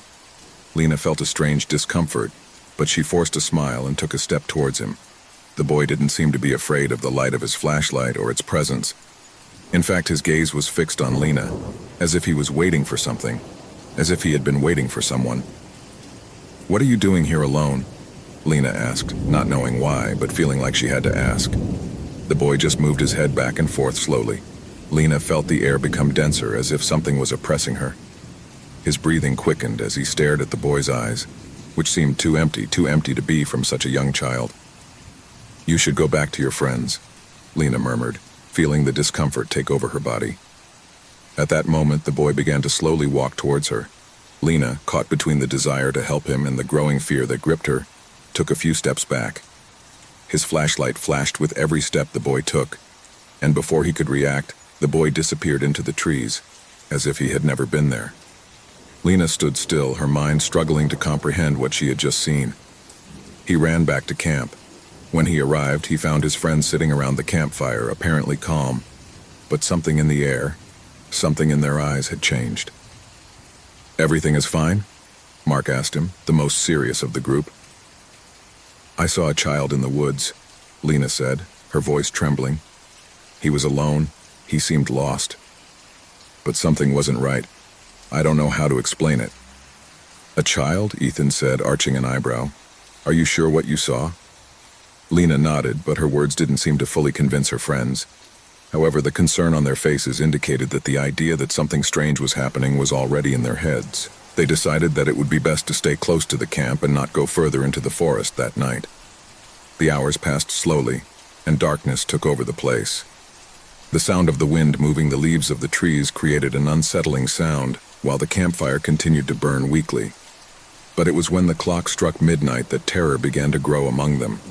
A loud bang, as if something heavy had fallen nearby, made everyone rise with a start. The light of the campfire trembled as the wind seemed to increase in intensity. Everyone looked silently at the edge of the camp, where the darkness seemed even thicker than before. Something was not right. "Did you hear that?" Andrea whispered, her face pale. There was no response, only the sound of their breaths. Fear took hold of each one as they looked around, looking for a rational explanation for what they had just heard. It was then that the child appeared again. This time, he was not alone. Beside him, a taller, more somber figure stood tall like a shadow above him. The boy was walking, but the figure behind him seemed to move at his own pace, moving unhurriedly, but without stopping. The friends froze, watching silently as the boy slowly approached, as if he was walking towards them. "Don't move," Ethan whispered, grabbing Lena's arm. But it was too late. The boy had reached the edge of the campfire. His face, pale and gloomy, was now clearer, and the emptiness in his eyes seemed to engulf all the light around him. "Go away!" Mark shouted, but the boy did not move. Suddenly, the figure behind the boy completely materialized. She was not human. His body was a mass of shadows, his red eyes glowing with terrifying intensity, and his presence seemed to absorb all the light around him.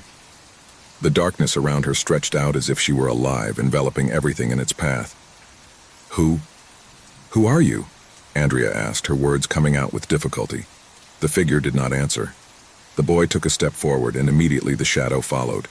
The friends got up and began to retreat, but shadows seemed to take over everything around them.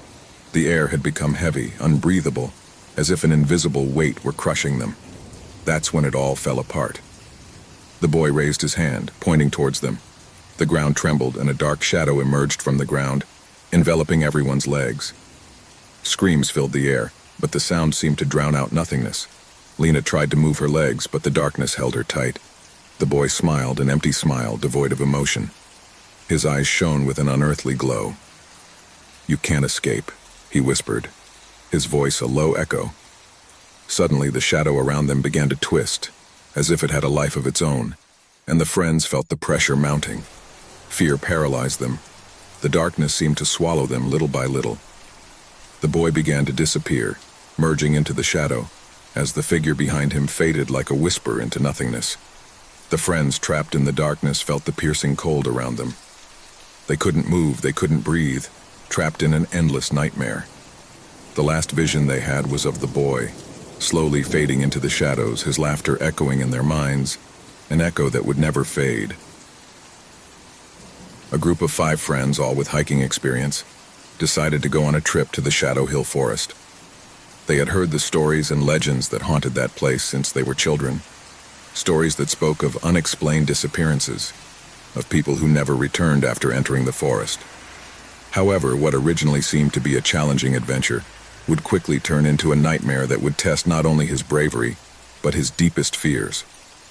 The sun was beginning to set when they reached the edge of the Shadow Hill Forest. The treetops formed a dark blanket that blocked much of the light. Despite the sinister reputation of that place, the 5 friends did not let fear stop them. They were used to walking in nature, and they believed that stories were just that, stories. They decided to camp near a clearing, a small open area between the trees, which offered them a quiet view of the starry sky. They prepared to spend a relaxed night surrounded by nature, not knowing that this would be the last moment of calm they would experience. As the night wore on, the shadows of the forest seemed to lengthen, and a strange stillness came over the place. None of the friends could remember exactly when it started, but something changed in the air. The wind stopped blowing, and a deep silence invaded the space. Suddenly, one of the group members, Sarah, felt someone watching her. He turned toward the forest, looking for some sign, but saw nothing but the impenetrable darkness of the trees. "Did you hear that?" asked Sarah, her voice trembling slightly. The others were silent, listening intently, but there was no response. Everything was too quiet, as if the forest itself was holding its breath. A few minutes later, the silence was broken by the sound of something rustling in the distance, as if someone were walking through the dry foliage.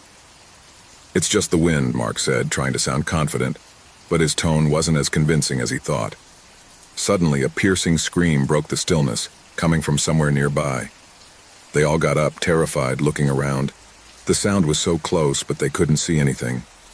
"What was that?" muttered John, his voice raspy on. The group decided that it would be best to leave the camp and return to the starting point, but something prevented them from moving.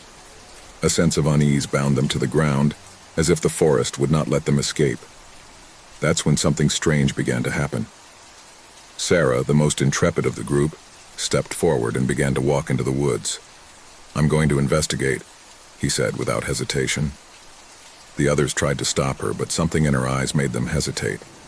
She seemed to be being drawn to something beyond her comprehension. Suddenly, Sarah disappeared into the trees, as if the forest itself had swallowed her. His friends called his name, but there was no answer.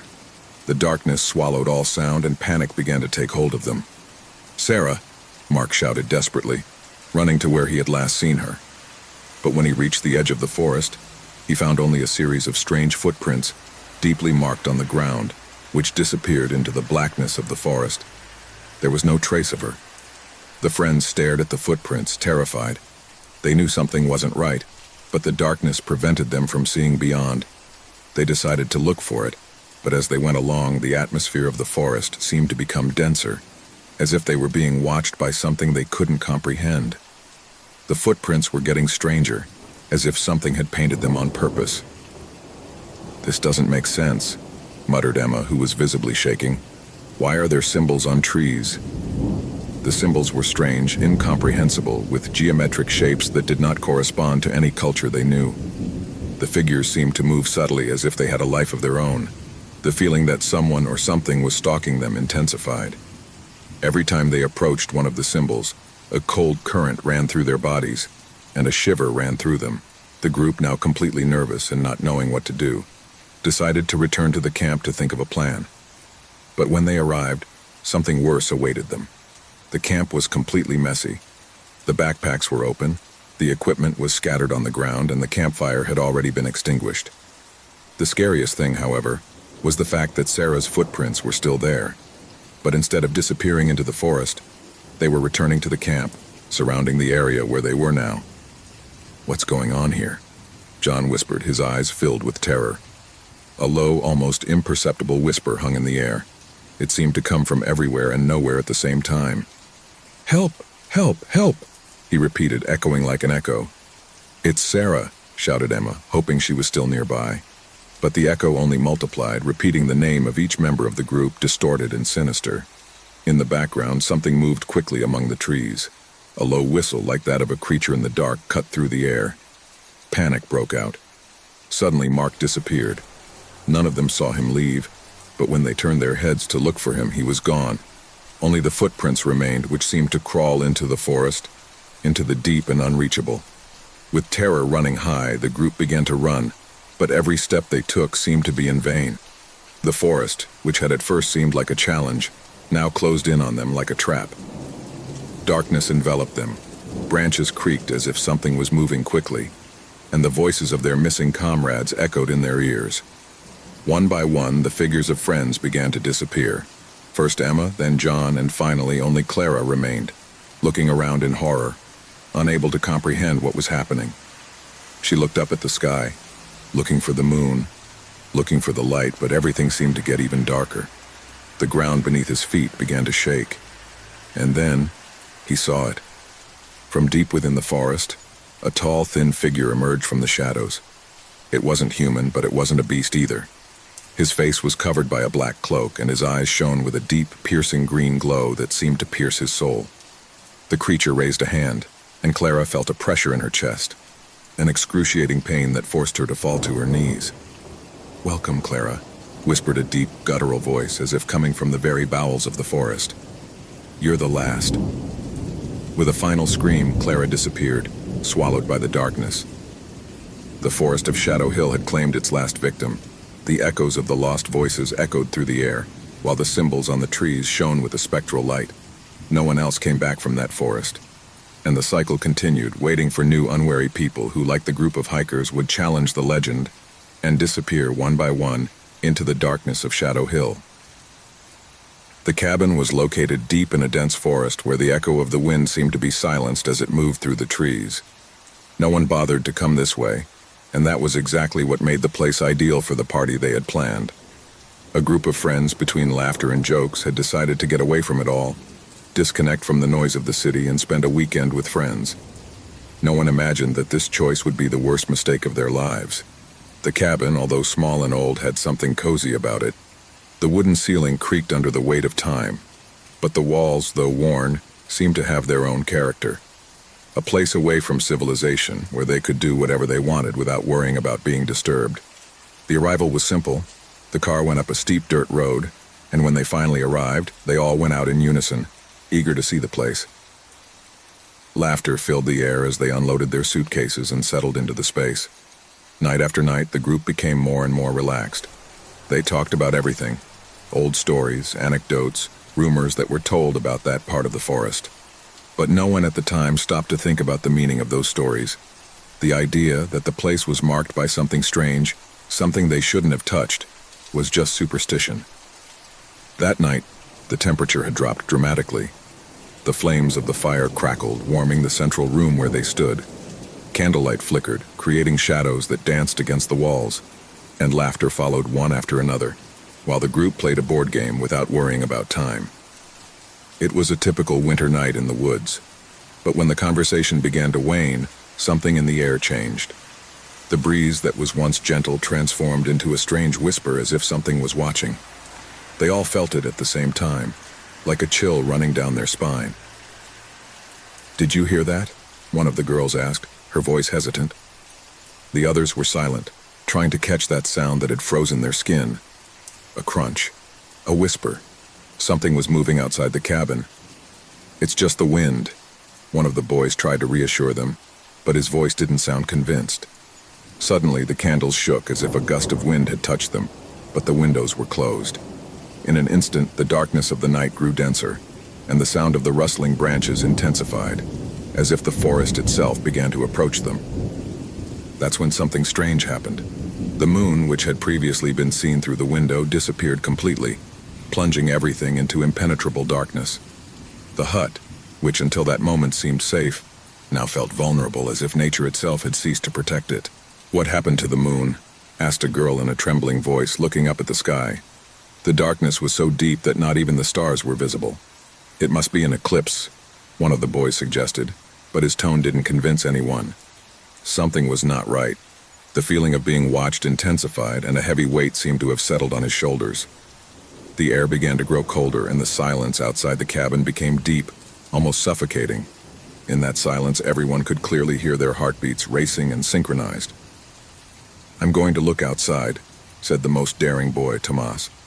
Although he wasn't entirely sure what he'd felt, something was pushing him out. Everyone fell silent as he made his way to the door, which creaked as it opened. The fog had begun to lift, darkening the surroundings even more. Thomas took a step out of the cabin, and the cold enveloped him immediately. The air was dense, as if the atmosphere itself were charged with a strange pressure.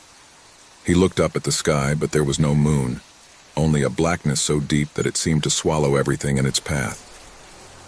He turned to return to the interior when suddenly he heard a whisper beside him. A low, distorted whisper, as if someone or something is calling him. He turned sharply but saw nothing. The fog enveloped him completely, making him feel trapped. "This is not right," he muttered to himself, hurrying back to the cabin. But just as he was about to take a step toward the door, he heard a low creak as if something was crawling behind him. "Thomas!" his friends shouted from inside. But he did not answer. The door closed by itself, and silence returned to the cabin. No one dared to move, but their minds were filled with questions. What had happened to Thomas? At that moment, something slipped under the door, an almost imperceptible touch that only those closest to it could hear. It was as if a shadow without any form was lurking. The darkness wasn't just outside. Now something had infiltrated inside the cabin. In the distance, one of the boys, Lucas, tried to light a flashlight, but he couldn't get it to turn on. Somehow the darkness turned it off, absorbed any attempt at light. In the distance, at the edge of vision, something moved rapidly, and a piercing scream echoed from outside. Without thinking, the group got up and ran to the window. But when they looked, they saw nothing, only more darkness. Something was stalking them, something hiding in the shadows, waiting for the right moment to strike. But the worst was not what they could see. It was what they could not see. As the hours passed, the tension in the cabin increased. Fear took hold of each of them, and soon paranoia set in. No one wanted to be alone. No one dared to go out into the dark. They were trapped. Something was stalking them, and the moon, which no longer existed, had shown them the true face of that darkness that surrounded them. But no one yet knew what was stalking them or how they could escape. All they knew was that if they didn't find a solution soon, one by one they would disappear, swallowed by the same darkness that had surrounded them that moonless night.